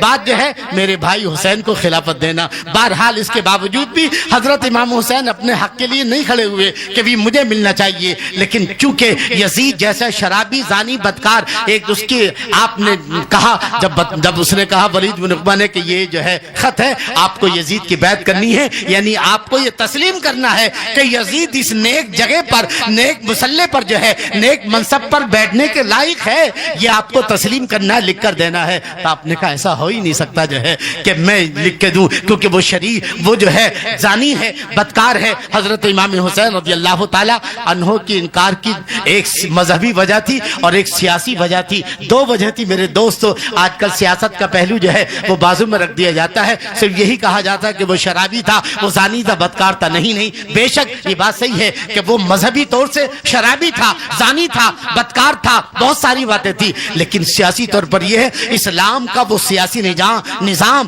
جو اللہ کے رسول صلی اللہ علیہ وسلم نے مدینے میں قائم کیا تھا، جس کی بنیادیں قرآن و سنت پر تھی، تو اسلام کا وہ سیاسی نظام جو قیامت تک کے انسانوں کے لیے تھی، وہ سیاسی نظام کہ جہاں غریب کو غریب کا حق پہنچے، مالدار کو مالدار کا حق پہنچے، جو ہے مزدور کو مزدور کا حق جو ہے، اور مالدار کو مالدار کا، جہاں ہر ایک کو اس کا حق پہنچنا چاہیے، جہاں امن و شانتی ہو، جہاں جو ہے ایک چھوٹے انسان سے لے کر بڑے انسان تک ہر ایک کو جو وہی حق دیا جائے۔ جس طرح نہ مسجد میں ہے کہ ایک ہی سب میں کھڑے ہو گئے محمود و ایاز، نہ کوئی بندہ رہا نہ کوئی بندہ نواز۔ مجھ سے اسلام نے صرف نماز کا نظام نہیں دیا ہے، اسلام نے صرف روزے کا نظام نہیں دیا ہے، بلکہ میں یہ کہنا چاہوں گا کہ اسلام جو ہے نماز اپنی جگہ پر ہے، لیکن اللہ نے حضرت آدم کی جب تعارف کرایا، حضرت آدم کا جب انٹروڈکشن کرایا، تو یہ نہیں کہا کہ آدم نماز کے لیے پیدا ہوئے ہیں، آدم روزے کے لیے پیدا ہوئے ہیں، آدم جو ہے حج و زکات کے لیے نہیں، بلکہ قرآن بمانگے دعا اعلان کر رہا ہے وَإِذْ قَالَ رَبُّكَ لِلْمَلَائِكَةِ إِنِّي جَاعِلٌ فِي الْأَرْضِ خلیفہ۔ حضرت آدم بے شک نماز عبادت ہے، لیکن اللہ فرماتا ہے آدم خلافت کے لیے پیدا ہوئے ہیں، یعنی زمین پر اللہ کا قانون نافذ کرنے کے لیے پیدا ہوئے ہیں۔ تو گویا اسلام کا ایک بنیادی مقصد جو سب سے بڑا ہے، جو نماز سے بھی بڑھ کر ہے بعض موقع پر، وہ یہ ہے کہ اسلام کا جو سیاسی نظام ہے، جس پر میرے آقا صلی اللہ تعالی وسلم نے حکومت کی 10 سال، اور ان کے بعد حضرت صدیق رضی اللہ تعالیٰ عنہ، حضرت عمر فاروق اعظم، حضرت عثمان غنی، حضرت علی اور حضرت امام حسن، اور ان کے بعد امیر معاویہ نے جو ہے اس کو خلافت کو ملوکیت میں تبدیل کرنا شروع کر دیا۔ میں کر رہا تھا یزید نے جو ہے نہ صرف جو ہے مذہبی سسٹم کو بدلا، بلکہ اسلام کا جو نظام خلافت تھا وہ سب کچھ بدلا جا رہا تھا، جو ہے اس کے اندر جو ہے انتہائی بہت ساری برائیاں آ رہی تھی، اور جو نظام خلافت جس کے لیے جو ہے صحابہ کرام، ہزاروں صحابہ کرام نے جانے دی ہیں، نہ جانے کتنے لاکھوں مسلمانوں نے جس نظام سیاست کو اسلام کے جانے دی ہے، اس نظام میں یہ بدلاؤ لا رہا تھا اور اپنی منمانی ڈال رہا تھا، اللہ کی مرضی کو نکال رہا تھا اور اپنی منمانی کر رہا تھا۔ امام حسین رضی اللہ تعالی عنہ کے سامنے جب بیعت کی بات آئی تو حضرت امام حسین نے کہا کہ یزید ہرگز جو ہے اس لائق نہیں ہے کہ اس کی بیعت کی جائے، مذہبی طور پر بھی اور سیاسی طور پر بھی جو ہے، لہذا اس کی بیعت کا سوال ہی نہیں ہے۔ اندازہ لگائیے آپ جو ہے پورا نظام بدلنے والا تھا، اگر حضرت امام حسین تسلیم کر لیتے تو اسلام کا صرف نظام عبادت، نہ صرف نظام معیشت، بلکہ اسلام کا نظام سیاست بھی بدل جاتا، اور وہ اسلام جو قیامت تک کے لیے دنیا کے بیچ انصاف کرنے آیا ہے، وہ سارا اسلامی نظام سیاست جو ہے بدل کر جو ہے اپنی منمانی کر لیتا، منمانی کے مطابق ہو جاتا، اور حضرت امام حسین کی جو ہے آپ تسلیم کر لیتے تو یزید کا ہر عمل کیا ہو جاتا، جائز ہو جاتا۔ لوگ کہتے جب امام حسین نے مان لیا ہے تو اس کا مطلب یزید اچھا آدمی ہے، نیک کام کر رہا ہے، تبھی تو مانا ہے۔ ارے کون حسین ہے جن کو اللہ کے رسول صلی اللہ تعالی وسلم اپنے کانے پر سوار کرتے کرتے ہو جب حضور حضرت نماز میں ہو اور امام حسین پیٹھ پر بیٹھ جائیں تو وہی آ جائے کہ سجدے کو لمبا کر لو کہیں حسین نیچے نہ گر جائیں، ممبر ختم نبوت پر ہیں اور امام حسین آ رہے ہیں تو آپ خطبہ روک کر کے جو ہے یا آپ جو خطبہ جو ہے آج آپ جو خطبہ دیکھتے ہیں کہ امام صاحب جو ہے پہلا خطبہ پڑھتے ہیں اور پھر خطبہ روک دیتے ہیں، جانتے ہی وجہ کیا ہے؟ کسی نے امام صاحب سے نہیں پوچھا یار جلدی جلدی تھک جاتے ہو کہ تم بیٹھنے کے لیے مجبور ہونا پڑتا ہے، آخر کیوں بیٹھتے ہو؟ تو در حقیقت میرے آقا صلی اللہ تعالیٰ علیہ وسلم ایک بار جو خطبہ دے رہے ہیں اور آپ کے دونوں نواسے جو ہے دوڑے دوڑے چلے آ رہے ہیں، امام حسین بھی اور امام حسن بھی جو ہے، اور چھوٹے چھوٹے پاؤں سے جو ہے دوڑتے ہیں، گرتے ہیں، پھر کھڑے ہوتے ہیں، پھر دوڑتے ہیں، پھر گرتے ہیں۔ میرے آقا صلی اللہ تعالی وسلم سے یہ برداشت نہ ہوا، فوراً آپ جو ہے ممبر سے نیچے اترے اور دونوں نواسے کو سینے سے لگا لیا، پھر دوبارہ خطبہ شروع کر دیا۔ تو یہ وہ سنت ہے جو آج جو ہے آج بھی جمعے کا خطبہ جو ہے میرے اہل بیت امام حسین کی عظمت بیان کر رہا ہے۔ بہرحال میں عرض کر رہا تھا اگر امام حسین اس سے انکار کر اگر آپ تسلیم کر لیتے تو اسلام کا پورا نظام بدل جاتا اور جو ہے یزید کا ہر فعل جو ہے جائز ہو جاتا اور اسلام کا پورا سسٹم جو ہے وہ سسٹم وہ نظام کہ جس کے لیے صحابہ کرام نے قربانیاں دی ہیں، حضرت بلال نے جو قربانی دی ہے، میرے آقا صلی اللہ علیہ وسلم نے جس نظام کے لیے طائف میں پتھر کھائے ہیں اور 1,24,000 کم و بیش انبیاء کرام نے جس نظام کی تکمیل کے لیے جو ہے وہ نظام شروع ہوا تھا حضرت آدم سے اور مکمل کہاں ہوا؟ میدان عرفات میں الیوم اکملت لکم دینکم واتممت علیکم نعمتی ورضیت لکم الاسلام دینا۔ 1,24,000 کم و بیش انبیاء کرام نے جو زندگی گزارنے کا جو نظامت جو عبادت کا اور سیاست کا جو سسٹم دیا تھا وہ سارا الٹ پلٹ ہو جاتا اور اسلام جو ہے وہ یزیدی بادلوں میں چھپ جاتا۔ امام حسین نے جو ہے انکار کر کے جو ہے اپنے آپ کو شہید کر دیا کروا لیا لیکن اسلام پر آنچ نہیں آنے دی۔ بہرحال حضرت امام حسین رضی اللہ تعالیٰ عنہ نے انکار کر دیا۔ اب حاکم مدینہ ولید بن عقبہ نے کہا دیکھیے ایسا ہے انکار میں آپ دیکھ رہے کو یزید 25 لاکھ مربع میل کا حاکم ہے اور اس کا انکار کا نتیجہ کیا ہوگا؟ جب اس کو پتہ چلے گا تو وہ کیا آپ پر ظلم کرے گا، اس لیے جلدی نہ کریں، گھر جائیں آرام سے سوچیں۔ اس کے بعد جب آپ نے چلے آیا اور یہ جو 3 لوگ تھے حضرت عبداللہ ابن زبیر، عبداللہ ابن عمر اور عبد الرحمن بن ابو بکر، ان کو تو معلوم ہو چکا تھا کہ یزید تھا، یہ پہلے ہی جو ہے بغیر حاکم مدینہ گورنر مدینہ ولید بن عقبہ سے بات کی ہے، یہ پہلے ہی مدینہ سے مکہ آ چکے تھے۔ اب سوال یہ پیدا ہوتا ہے کہ اگر مدینے میں رہتے ہیں تو پھر یا تو بیعت کرو، پھر یزید کو پتہ چل گیا، اس نے دوسرا قاصد بھیج دیا کہ حاکم مدینہ ولید بن عقبہ سے کہا کہ یا تو یزید امام حسین سے بیعت لے یا پھر جو ہے ان کو جو ہے قتل کر دے۔ جب اس طرح کی باتیں ہوئیں تو حاکم مدینہ نے اطلاع دی کہ حالات اچھے نہیں ہیں، اب آپ کسی طرح مدینے سے نکل جائیں۔ چنانچہ حضرت امام حسین رضی اللہ تعالیٰ عنہ نے اپنے ساتھیوں سے مشورہ کیا اور پھر یہ فیصلہ کیا کہ اگر مدینے میں رہیں گے تو یا تو یزید سے جنگ لڑنا پڑے گی یا پھر یزید کی بیعت کرنا پڑے گی، اور ممکن ہو دونوں سے بچا جائے تو بہتر ہے کہ یزید کی بیعت سے بھی بچ جائے اور یزید سے جنگ کرنے سے بھی بچ جائیں۔ چنانچہ حضرت امام حسین رضی اللہ تعالی عنہ نے جو ہے اب مدینہ چھوڑنے کا پکا ارادہ کر لیا ہے، پوری تیاری ہو چکی ہے اور حضرت امام حسین رضی اللہ تعالی عنہ جنت البقیع میں اپنی والدہ حضرت فاطمہ الزہرا، اپنے بھائی حضرت امام حسن اور دیگر جو اہل بیت اطہار کی مزارات پر سلامی دیتے ہوئے آخر میں اللہ کے رسول صلی اللہ تعالی وسلم کی بارگاہ میں حاضری دیتے ہیں اور اس کے بعد جو ہے عرض کرتے یا رسول اللہ، آپ دیکھ رہے یہی مدینہ کہ ایک وقت تھا کہ آپ تشریف لائے تھے تو یہاں کی بچیاں کہتی تھی طلع البدر علینا من ثنیات الوداع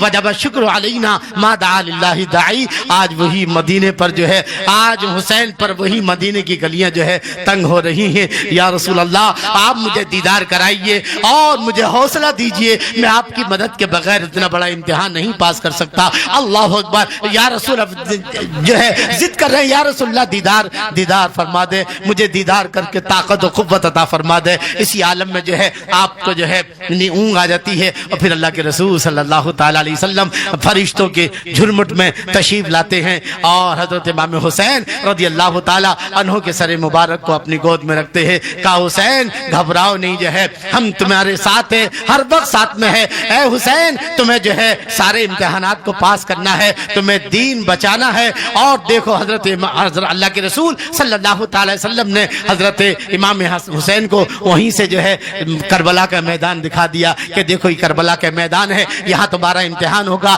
یہاں تمہارے ساتھیوں تمہاری لاشیں ہوں گی۔ اے حسین جو ہے تمہیں جو ہے ثابت قدم رہ کر جو ہے یہ ثابت کرنا ہے کہ جس طرح حسین کا نانا بے مثل و بے مثال ہے، اسی طرح اس نانا کا نواسا حسین بھی بے مثل و بے مثال ہے۔ بہرحال حضرت امام حسین رضی اللہ تعالیٰ عنہ اب آنکھ کھل جاتی ہے، اس کے بعد اپنے نانا جان کے مزار مبارک کو آخری سلام پیش کرتے ہوئے جو ہے آپ باہر آتے ہیں، اور پھر اس طرح پھر یہ قافلے کو لے کر کے آپ کہاں، اب مکہ، آپ مدینے سے اب مکے کی طرف ہجرت کر رہے کہ یہاں تک کہ مدینے والوں کو پہلے ہی معلوم ہو چکا تھا کہ اللہ کے رسول صلی اللہ تعالیٰ علیہ وسلم اللہ کے رسول صلی اللہ علیہ وسلم کے نواسے امام حسین تشریف لا رہے کہ بہرحال سب کے سب استقبال کے لیے کھڑے ہیں۔ اللہ اکبر اللہ اکبر۔ اب حضرت امام حسین رضی اللہ تعالیٰ عنہ اپنی نانی حضرت خدیجہ الکبریٰ کے گھر میں جو ہے آپ رہنے لگے، اور آپ پورا دن جو ہے مدینے سے مکہ کیوں گئے تھے؟ اس لیے گئے تھے کہ اللہ ارشاد فرماتا ہے وَمَن دَخَلَهُ كَانَ آمِنًا، جو حرم کی حد میں داخل ہو جاتا ہے وہ امن والا ہو جاتا ہے۔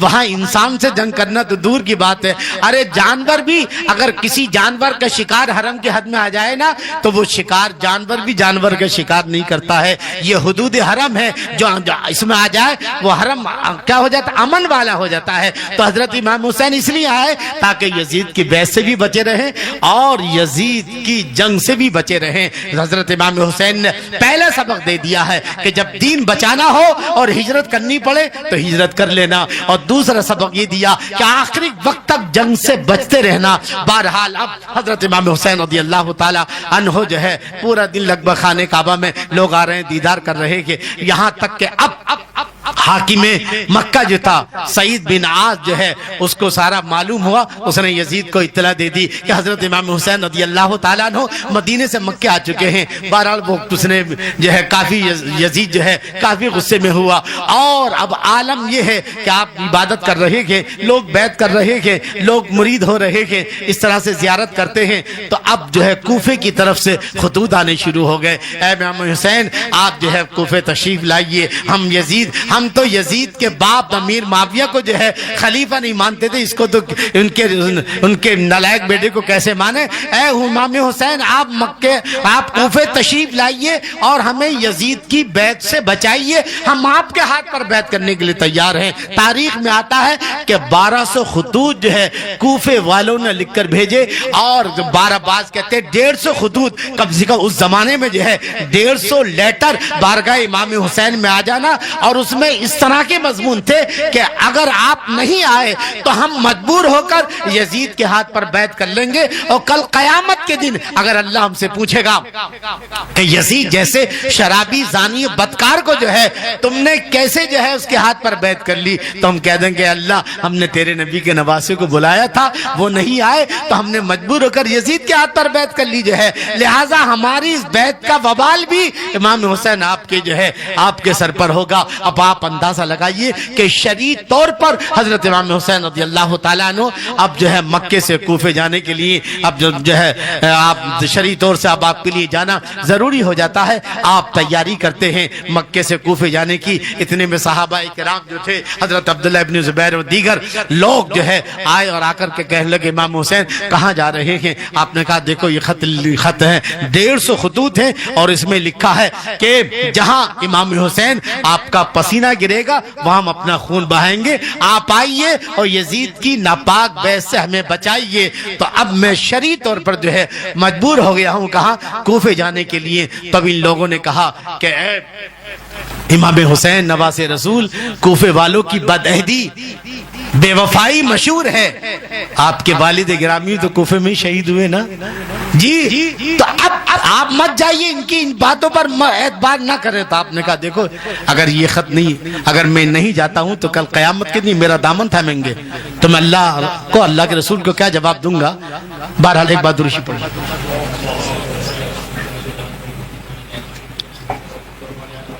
صحابہ منع کر رہے ہیں ساتھی لوگ، اور امام حسین اصرار کر رہے ہیں۔ اب ایک تیسرا راستہ نکالا گیا، وہ کیا راستہ تھا کہ آپ مت جائیے، آپ اپنی جگہ پر کسی کو نائب یعنی اسسٹنٹ بنا کر کے کوفے بھیجیے، اور وہ وہاں جائیں اور وہاں کے حالات اچھے ہوں اور وہ لکھ دے کہ ہاں حالات اچھے تو آپ چلے جائیے گا۔ ابھی آپ نہ جائیں، آپ کسی کو اپنا اسسٹنٹ نائب بنا کے بھیج دیں اور پھر وہ حالات کا جائزہ لیں، حالات اچھے ہوں تو آپ چلے جائیے گا۔ اس رائے پر حضرت امام حسین نے جو ہے ہاں کی کہا ٹھیک ہے، اب کس کو بھیجا جائے؟ تو حضرت مسلم بن عقیل رضی اللہ تعالی عنہ کو بلایا، کہا کہ پہلے ان کو اپنا نائب بنا کر کے آپ جو ہے بھیجیں اور پھر یہ وہاں کے حالات کا جائزہ لیں گے تو پھر جو ہے تو پھر آپ کو اجازت دیں گے، ابھی آپ نہ جائیں۔ چنانچہ امام مسلم بن عقیل رضی اللہ تعالیٰ عنہ حضور حضرت امام حسین کے نائب بن کر کے اب آپ کوفے کی طرف روانہ ہوتے ہیں۔ چلتے وقت دونوں آپ کے بیٹے محمد ابراہیم جو تھے کہ اب بابا جان کہاں جا رہے ہیں، مریدوں میں جا رہے ہیں، عقیدت مندوں میں جا رہے ہیں، تو وہ بھی ساتھ میں چلے جاتے ہیں۔ چنانچہ اب حضرت امام مسلم بن عقیل رضی اللہ تعالیٰ عنہ اب کوفہ پہنچ جاتے ہیں۔ جیسی کوفے والوں کو پتہ چلا کہ امام مسلم بن عقیل حضرت امام حسین کے نائب بن کر آئے ہیں، لوگ جوگ در جوگ جو ہے آنا شروع ہو گئے، یہاں تک کہ پہلے دن میں 12,000 لوگوں نے 12,000 کوفیوں نے حضرت امام مسلم بن عقیل کے ہاتھ پر بیعت کر لی۔ اور جب عالم یہ ہے کہ صبح کو کہیں دعوت ہے، رات کو کہیں ہے ناشتے کی، ارے حضرت میرے گھر پر، ارے حضرت میرے گھر پر۔ حضرت امام مسلم بن عقیل رضی اللہ تعالیٰ عنہ نے کوفے والوں کی یہ عقیدت دیکھی، کہا جب ان کی عقیدت کا میرے ساتھ یہ حال ہے تو امام حسین کے ساتھ ان کی عقیدت کا عالم کیا ہوگا۔ تقریباً 40,000 لوگوں نے آپ کے ہاتھ پر بیعت کر لی۔ کتنے لوگوں نے؟ 40,000۔ آپ مختار بن عبید الثقفی کیا ٹھہرے جو بڑے محب اہل بیت تھے۔ اب نعمان بن بشیر جو کوفے کے گورنر تھے وہ محب اہل بیت تھے، انہوں نے کاغذی کارروائی مکمل کر دی۔ امام مسلم سے کہا کہ دیکھو آپ جو بیعت کر رہے ہو تو یزید اس سے راضی نہیں ہوگا، لہٰذا ذرا ہوشیار رہو، اگر یزید کو پتہ چل گیا تو پھر خیریت نہیں ہے، میں آپ کو آگاہ کر رہا ہوں۔ اس نے اپنے کاغذی کارروائی پوری کر کے جو ہے یزید تک پہنچا دی، پہنچ گئی۔ لیکن اب جو یہاں جو جاسوس سے یزید کے، جب انہوں نے دیکھا کہ 40,000 نے بیعت کر لی ہے یزید کے خلاف، 40,000، اگر یہ 40 کے 40,000 اگر جو ہے چاہیں تو یہیں سے یزید کا تختہ پلٹ دیں گے جو ہے، تو اب جو ہے اس نے لکھا کہ تو وہاں تو دمشق میں مزے لے رہا ہے، یہاں تیرے خلاف محاذ بن رہا ہے۔ امام مسلم بن عقیل رضی اللہ تعالی عنہ کے ہاتھ پر جو ہے کوفیوں نے جو ہے 40,000 کی تعداد نے بیعت کر لی ہے۔ یاد رکھ اگر تیری ایسی بے خبری رہی تو یہاں سے ایسا طوفان اٹھے گا کہ تیری ساری حکومت کو بہا لے جائے گا۔ اب یزید نے جب جاسوس کی خبریں سنی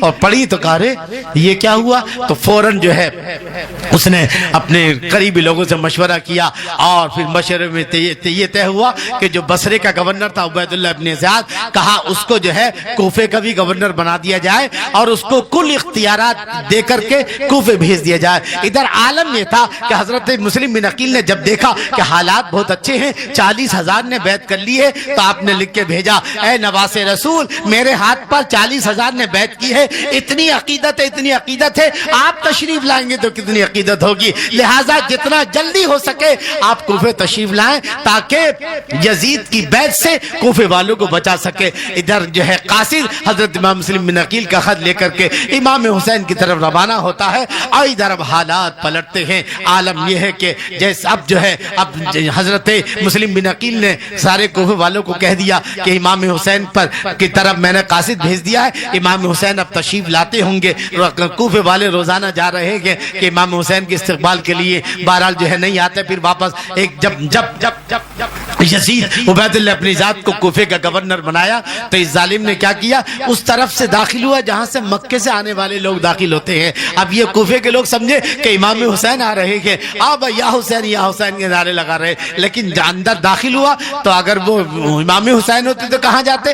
حضرت امام مسلم بن عقیل کے پاس جاتے، لیکن یہ تو دارالعمارت جو ہے جو گورنمنٹ ہاؤس ہے وہاں، تو سمجھ میں آ گیا کوفے والوں کی کہ یہ کوئی اور ہے، یہ امام حسین نہیں ہے۔ بہرحال عبید اللہ ابن زیاد بعد کوفے کا گورنر بن کر کے نعمان بن بشیر کو معزول کر دیا جاتا ہے، اور اب وہ حاکم بنا، رات کے وقت میں آیا اور رات ہی میں اس نے جو ہے پورے حالات کا جائزہ لیا، اور حالات کا جائزہ لینے کے بعد پورے دن جو ہے گرفتاری شروع ہو گئی، جو ہے لوگوں کی گرفتاری جو ہے، یہاں تک جو حضرت امام مسلم بن عقیل رضی اللہ تعالیٰ عنہ نے بھی جو ہے اپنا جو قیام تھا کہاں مختارہ بن عبید الثقفی کے وہاں سے ہٹا کر ہانی بن عروہ جو حضور کے صحابی بھی تھے، آپ نے ان کے یہاں قیام فرمایا۔ اب اس نے جو کوفے کے جو بڑے بڑے لوگ تھے ان کو سب کو گرفتار کر لیا، اور گرفتار کرنے کے بعد جو ہے اب عالم یہ ہے کہ اب حضرت مسلم بن عقیل رضی اللہ تعالیٰ عنہ کو بھی ڈھونڈا جا رہا ہے کہ وہ کہاں پر ہیں، کس جگہ پر ہیں۔ تو حضرت پتہ چلا کہ امام مسلم بن عقیل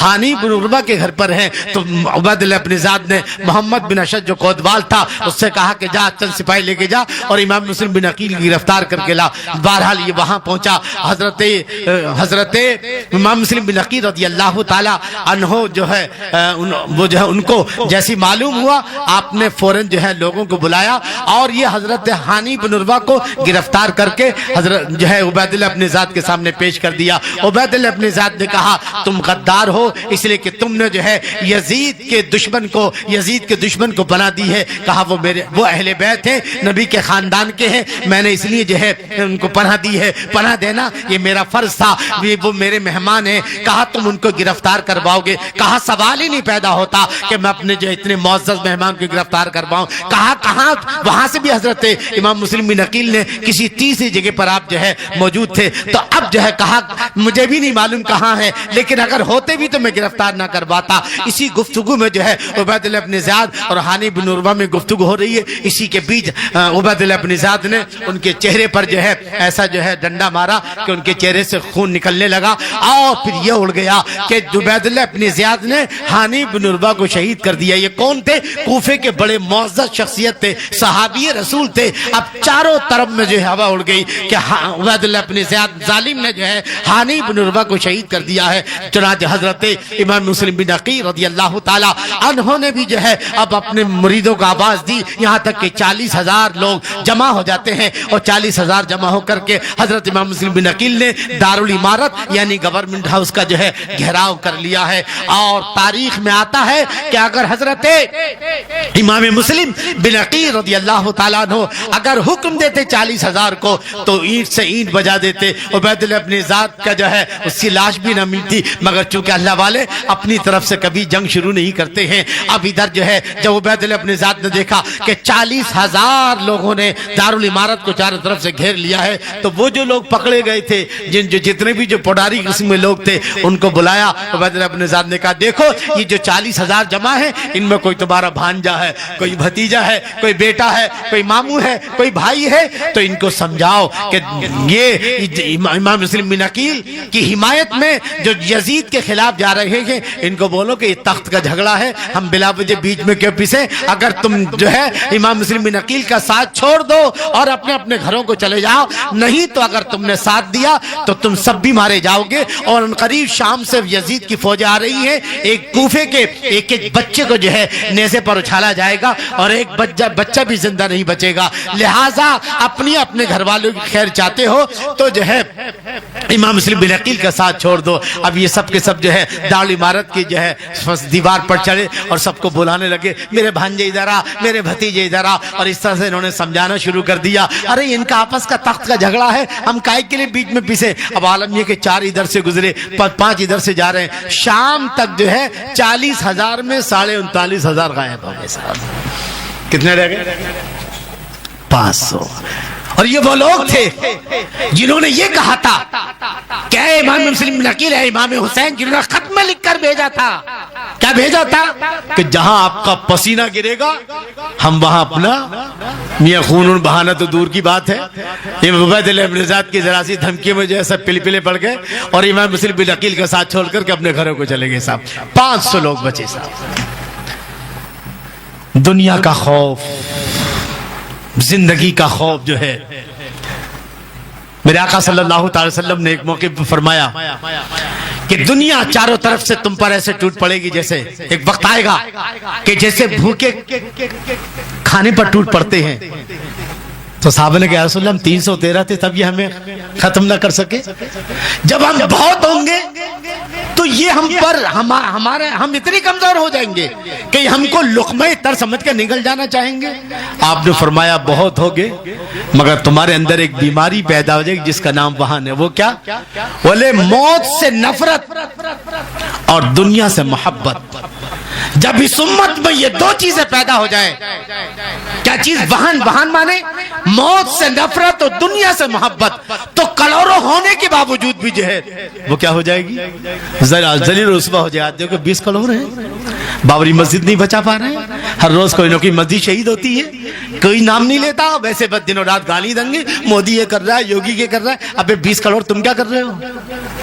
یہ وہ موت کا خوف ہے میرے دوستو۔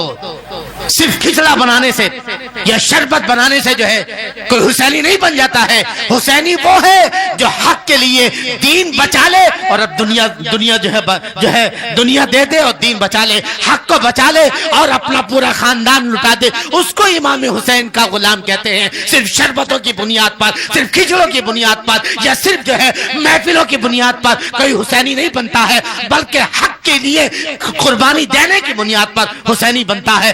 بہرحال یہ جو کوفے کے لوگ تھے جو 40,000 تھے صبح کے وقت میں، اور آج دنیا کا خوف جو ہے، موت کا خوف اور دنیا کی محبت نے اتنا کمزور کر دیا ہے کہ 39,500 امام مسلم بن عقیل کا ساتھ چھوڑ کر کے اپنے گھروں کو چلے گئے اور 500 لوگ بچے صاحب جو ہے۔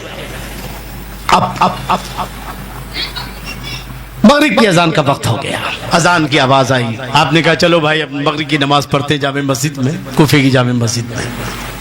جب آپ کھڑے ہوئے تو 500 لوگ آپ کے پیچھے تھے، اور جب سلام پھیرا نا سارے لوگ جا چکے تھے، وہ 500 بھی غائب تھے، امام صاحب اکیلے نظر آ رہے تھے۔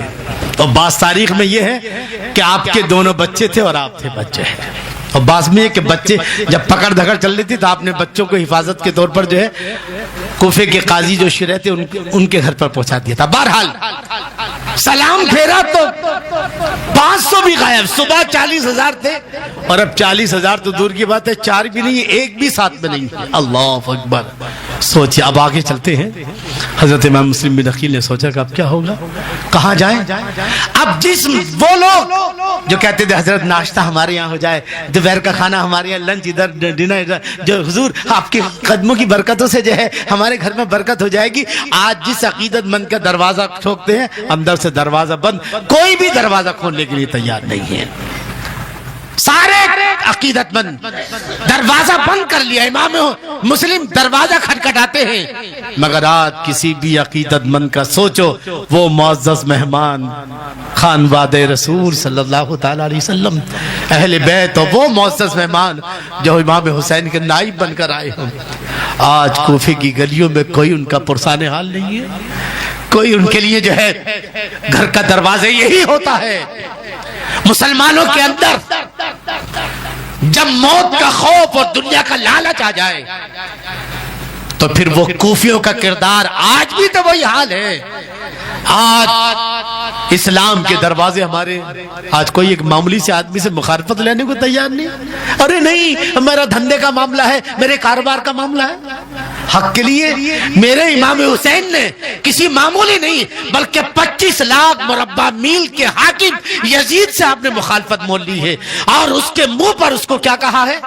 ظالم کہا ہے، اس کی بیعت سے انکار کر دیا ہے۔ یہ ہم ظالموں سے ہاتھ ملائے اور پھر شربت بنا کے سمجھے کہ ہم حسینی بن چکے ہیں، ہم ظالموں سے ہاتھ ملائے اور پھر کھچڑا بنا کے سمجھے کہ ہم حسین، نہیں، یہ دھوکہ ہے۔ حسینی صرف کسی رسم و رواج کا نام نہیں ہے، بلکہ حسینیت یہ ہے کہ جب 22,000 کی فوج ہو اور اگر ساری دنیا کا بادشاہ بھی اگر تم سے کوئی غلط بات منوائے تو تم جو ہے حق کے لیے غلط بات جو ہے، آپ ظالم کو ظالم کہنا، چاہے سب کچھ لٹانا پڑے، چاہے جو ہے جوان بیٹا علی اکبر کی جوانی دینی پڑے، علی اصغر کا بچپن دینا پڑے، سب کچھ لٹا سکتے ہو، مگر دین پر آنچ نہ آنے دے، اسے حسینی کہتے ہیں۔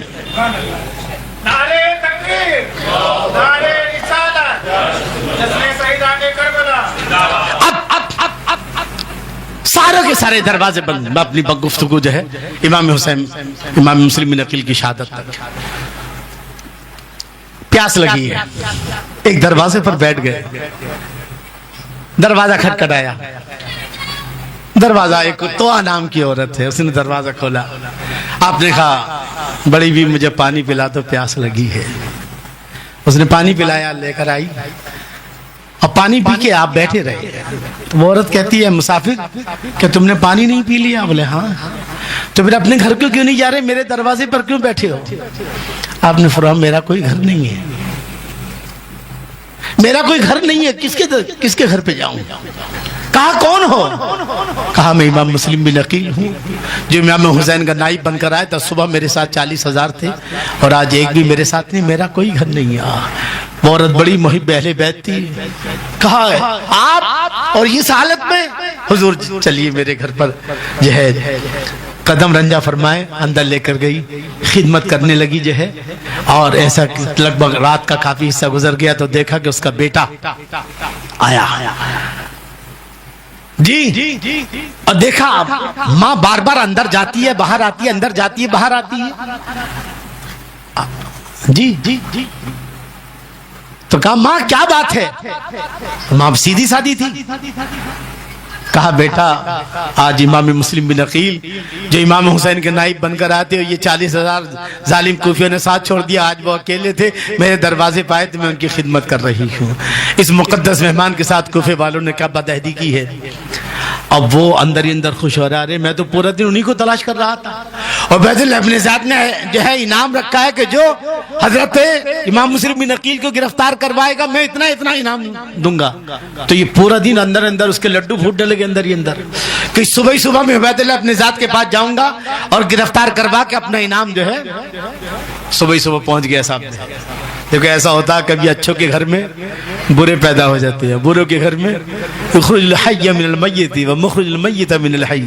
اللہ تعالیٰ مردوں سے زندوں کو پیدا کرتا ہے، زندوں سے مردوں کو پیدا کرتا ہے۔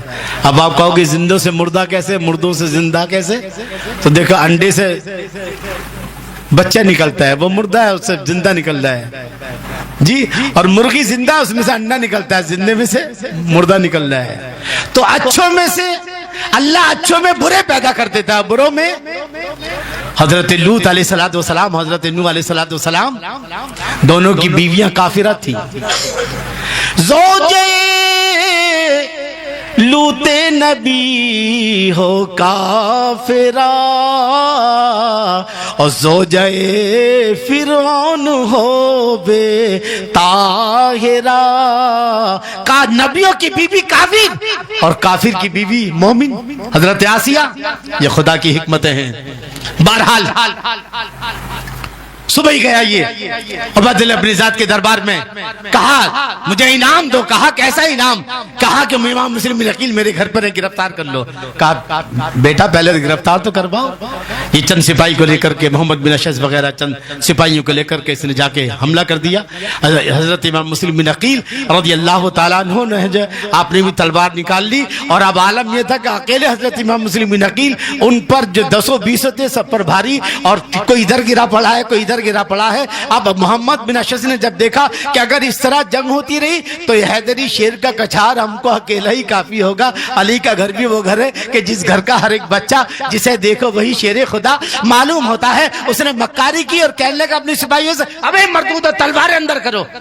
ہم نے تھوڑی کہا تھا حضرت امام مسلم بن عقیل سے جو ہے جنگ کریں، حضرت امام مسلم بن عقیل کو عزت کے ساتھ لے کے جاؤ تاکہ عبید اللہ ابن زیاد کے دربار میں باضابطہ بات چیت ہو اور بات چیت سے مسئلہ حل ہو۔ تو حضرت امام مسلم بن عقیل نے کہا عربی میں تو اس وقت جب 40,000 میرے ساتھ تھے تب میں نے جنگ کی شروعات نہیں کی، تب تو میں اکیلا ہوں۔ بہرحال جو ہے کسی طرح سے جو ہے حضرت امام مسلم بن عقیل نے بھی تلوار اپنے اندر کر لی، اور ان کے بھی اس کے محمد بن اشعث کے ساتھی، لیکن جیسے ہی جو ہے آپ آگے نکلے اور آگے بڑھے تو حضرت امام مسلم بن عقیل کی تلوار جو ہے سپاہی چھین لیتے ہیں۔ آپ نے فرمایا یہ میرے ساتھ پہلا دھوکہ ہے کہ تم نے میری تلوار چھینی ہے۔ تاریخ میں آتا ہے کہ پہلے سے عبید اللہ ابن زیاد نے دارال امارت کے گیٹ پر جلادوں کا کھڑا کر دیا تھا کہ حضرت امام مسلم بن عقیل جیسے ہی آئے اور فوراً ہی تلوار کے ذریعے ان کی گردن اڑا دو. تو گویا کہ جیسے ہی آپ جاتے ہیں جلادوں نے تلوار جو آپ کی زبان پر ہے ربنا افتح بیننا وبین قومنا بالحق وانت خیر الفاتحین، دونوں طرف سے جلادوں نے تلوار چلائی اور آپ کو شہید کر دیا. انا للہ و انا الیہ راجعون. اور بعض کتابوں کے اندر ہے کہ وہ باقاعدہ اندر گئے اور باقاعدہ عبید اللہ ابن زیاد سے بات چیت کی اور عبید اللہ ابن زیاد نے کہا کہ تم جو ہے باغی ہو چکے ہو، تم نے یزید کے خلاف کوفے میں جو ہے محاذ بنایا اور 40,000 کی جو ہے لوگوں نے آپ کے ہاتھ پر بیعت کی، جرم ثابت ہو چکا ہے. لہٰذا اب اگر سزا سے بچنا چاہتے ہو تو سب سے پہلی چیز تو یہ ہے کہ تم جو ہے یزید کی بیعت کرو، اور جب امام حسین آ جائیں گے کوفے تو ان سے بھی بیعت کرانا، نہیں تو تمہاری خیریت نہیں ہے. حضرت امام حسین حضرت امام مسلم بن عقیل رضی اللہ تعالی عنہ نے کہا کہ یزید جیسا شرابی زانی بدکار کہ جس نے صرف اسلام کے قانون کو نہیں بلکہ اسلامی سیاست اسلامی خلافت کے قانون کو دھجیاں اڑائی ہے، وہ اس لائق نہیں ہے کہ اس کو خلیفہ تسلیم کیا جائے، اس کے ہاتھ پر بیعت کی جائے، اس کی بیعت کو قبول کیا جائے. چنانچہ سوال ہی نہیں پیدا ہوتا. تو اب جو ہے جب آپ نے انکار کر دیا تو عبید اللہ ابن زیاد نے جلادوں سے کہا کہ ان کو دارالامارت کی چھت پر لے جاؤ اور لے جا کر کے ان کی گردن تن سے جدا کر کے ان کی لاش کو دارالامارت کے باہر پھینک دیا جائے. اب جب آپ پہنچے دارالامارت کی چھت پر جو ہے تو دیکھا کہ نیچے جو ہے سارے کوفیوں کی بھیڑ لگی پڑی ہے. آپ نے فرمایا کوفیوں تم ہی تھے کہ جنہوں نے نواز رسول کو خطوط بھیجے 150 خطوط، اور تم نے کہا تھا کہ جہاں اے امام حسین جہاں تمہارا پسینہ گرے گا ہم وہاں خون بہائیں گے. لیکن کہاں خون بہانے کی بات، تم تو عبید اللہ ابن زیاد کی ذرا سی دھمکی سے جو ہے تم نے میرا ساتھ چھوڑ دیا. لیکن سنو اب بھی میں تمہیں 3 وصیتیں کرتا ہوں، اگر تم نے اس وصیت کو مانا اس پر عمل کیا تو میں تم سے وعدہ کرتا ہوں کہ قیامت کے دن میں نانا جان کے ہاتھوں سے حوض کوثر کے جام پلواؤں گا. پہلی چیز تو یہ ہے کہ جب مجھے قتل کر کے جو ہے میری لاش پھینک دی جائے تو تم جو ہے اس کو جو ہے کہیں مناسب جگہ پر دفنا دینا. دوسرے فلاں فلاں کا قرضہ میرے اوپر ہے، میری تلوار وغیرہ میرے جو بھی چیزیں ہیں وہ یا پھر کسی سے قرضہ لے کر کے میرا قرضہ ادا کر دینا. اور تیسری چیز یہ ہے کہ نواز رسول جو ہے اب یہاں کوفے آنے کی تیاری کر رہے ہوں گے، لکھ دینا کہ کوفے کے حالات بدل چکے ہیں، آپ نہ جائیے، ان تک یہ اطلاع پہنچا دینا. اگر تم نے ان 3 باتوں پر عمل کر لیا تو مسلم بن عقیل جو ہے قیامت کے دن تمہاری سفارش کرے گا اور حضور صلی اللہ علیہ وسلم کے ہاتھوں سے حوض کوثر کے جام پلوائے گا. عبید اللہ ابن زیاد نے کہا خبردار اگر کسی نے بھی امام مسلم بن عقیل کی نصیحت پر عمل کیا تو اس کو اور اس کے گھر والوں کو جو ہے سب کو قتل کر دیا جائے گا، ایک بھی نصیحت پر عمل نہ کیا جائے. آپ ابھی سوچ ہی رہے تھے اور آپ بھی سوچے کاش اے امام حسین میں آپ کو خط نہ لکھتا تو کتنا اچھا ہوتا. اے امام حسین آج میں آپ کی محبت میں جو ہے دنیا سے جا رہا ہوں، کاش آپ جو ہے دیکھتے کہ آپ کا بھائی کس انداز سے آپ کی محبت میں جان دے رہا ہے.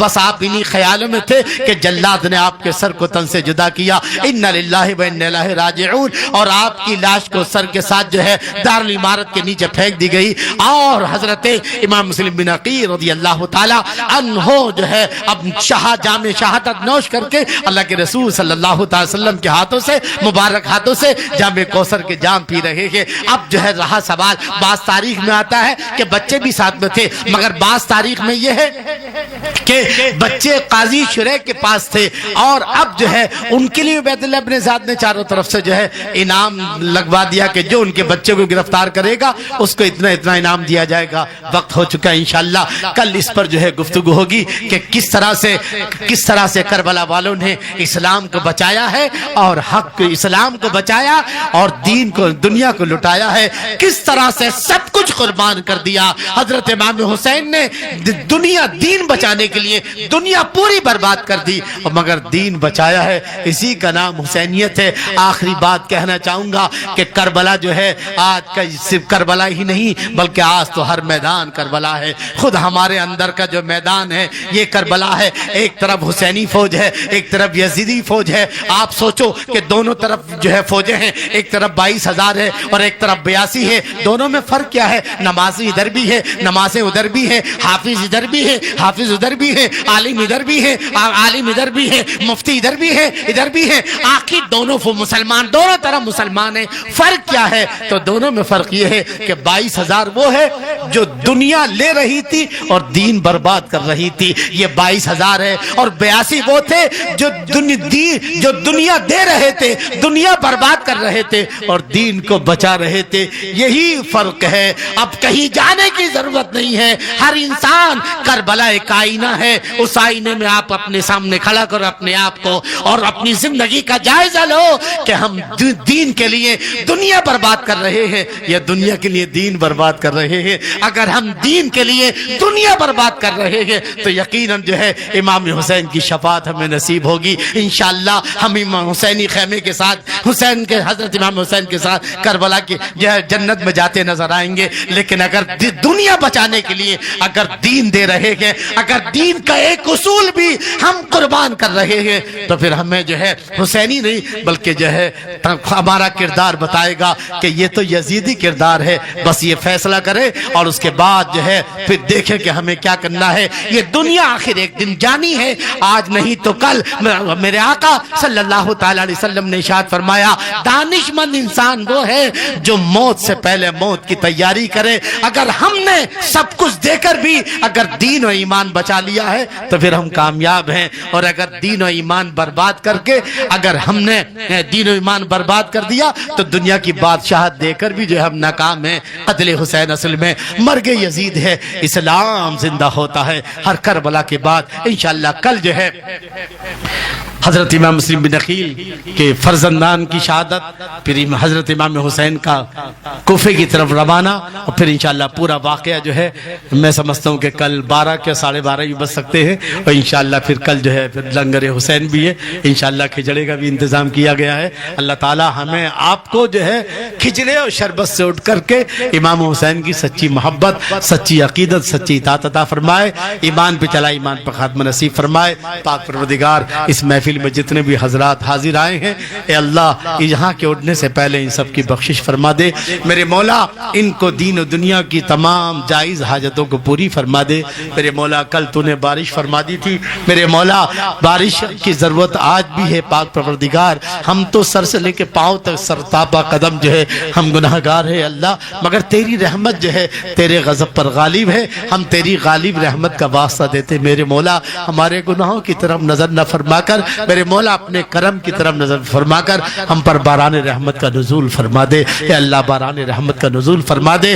کربلا والوں کا صدقہ عطا فرما دے، اور کربلا والوں کی جو محبت اسلام سے تھی، جو محبت شہادت سے تھی، اے اللہ ان کی ہمیں بھی چند چھیٹے عطا فرما دے. جو ہے چند چھیٹے چند قطرے عطا فرما دے. ان کے صدقے میں اللہ آثار عالم اسلام کے مسلمان اور خاص طور سے بھارت کے مسلمانوں کے ایمان جان و مال کی حفاظت فرما. ہماری مسجدوں کی، ہماری جو ہے بزرگوں کی چھوڑی جو ہے تبرکات کی اللہ، اور ہماری تمام چیزوں کی حفاظت فرما. اللہ تعالیٰ بھارت کے مسلمانوں کو، یوں پوری دنیا کے مسلمانوں کو نیک اور ایک ہو کر کے اللہ اسلام کی حفاظت کے لیے جو ہے جان دیتے ہوئے اللہ ہم سب کو جو ہے اسلام کی حفاظت کی توفیق عطا فرما اور شہادت کی موت عطا فرما. جی سبحان ربک رب العزت عما یصفون وسلام علی المرسلین والحمد للہ رب العالمین. السلام علیکم ورحمۃ اللہ وبرکاتہ.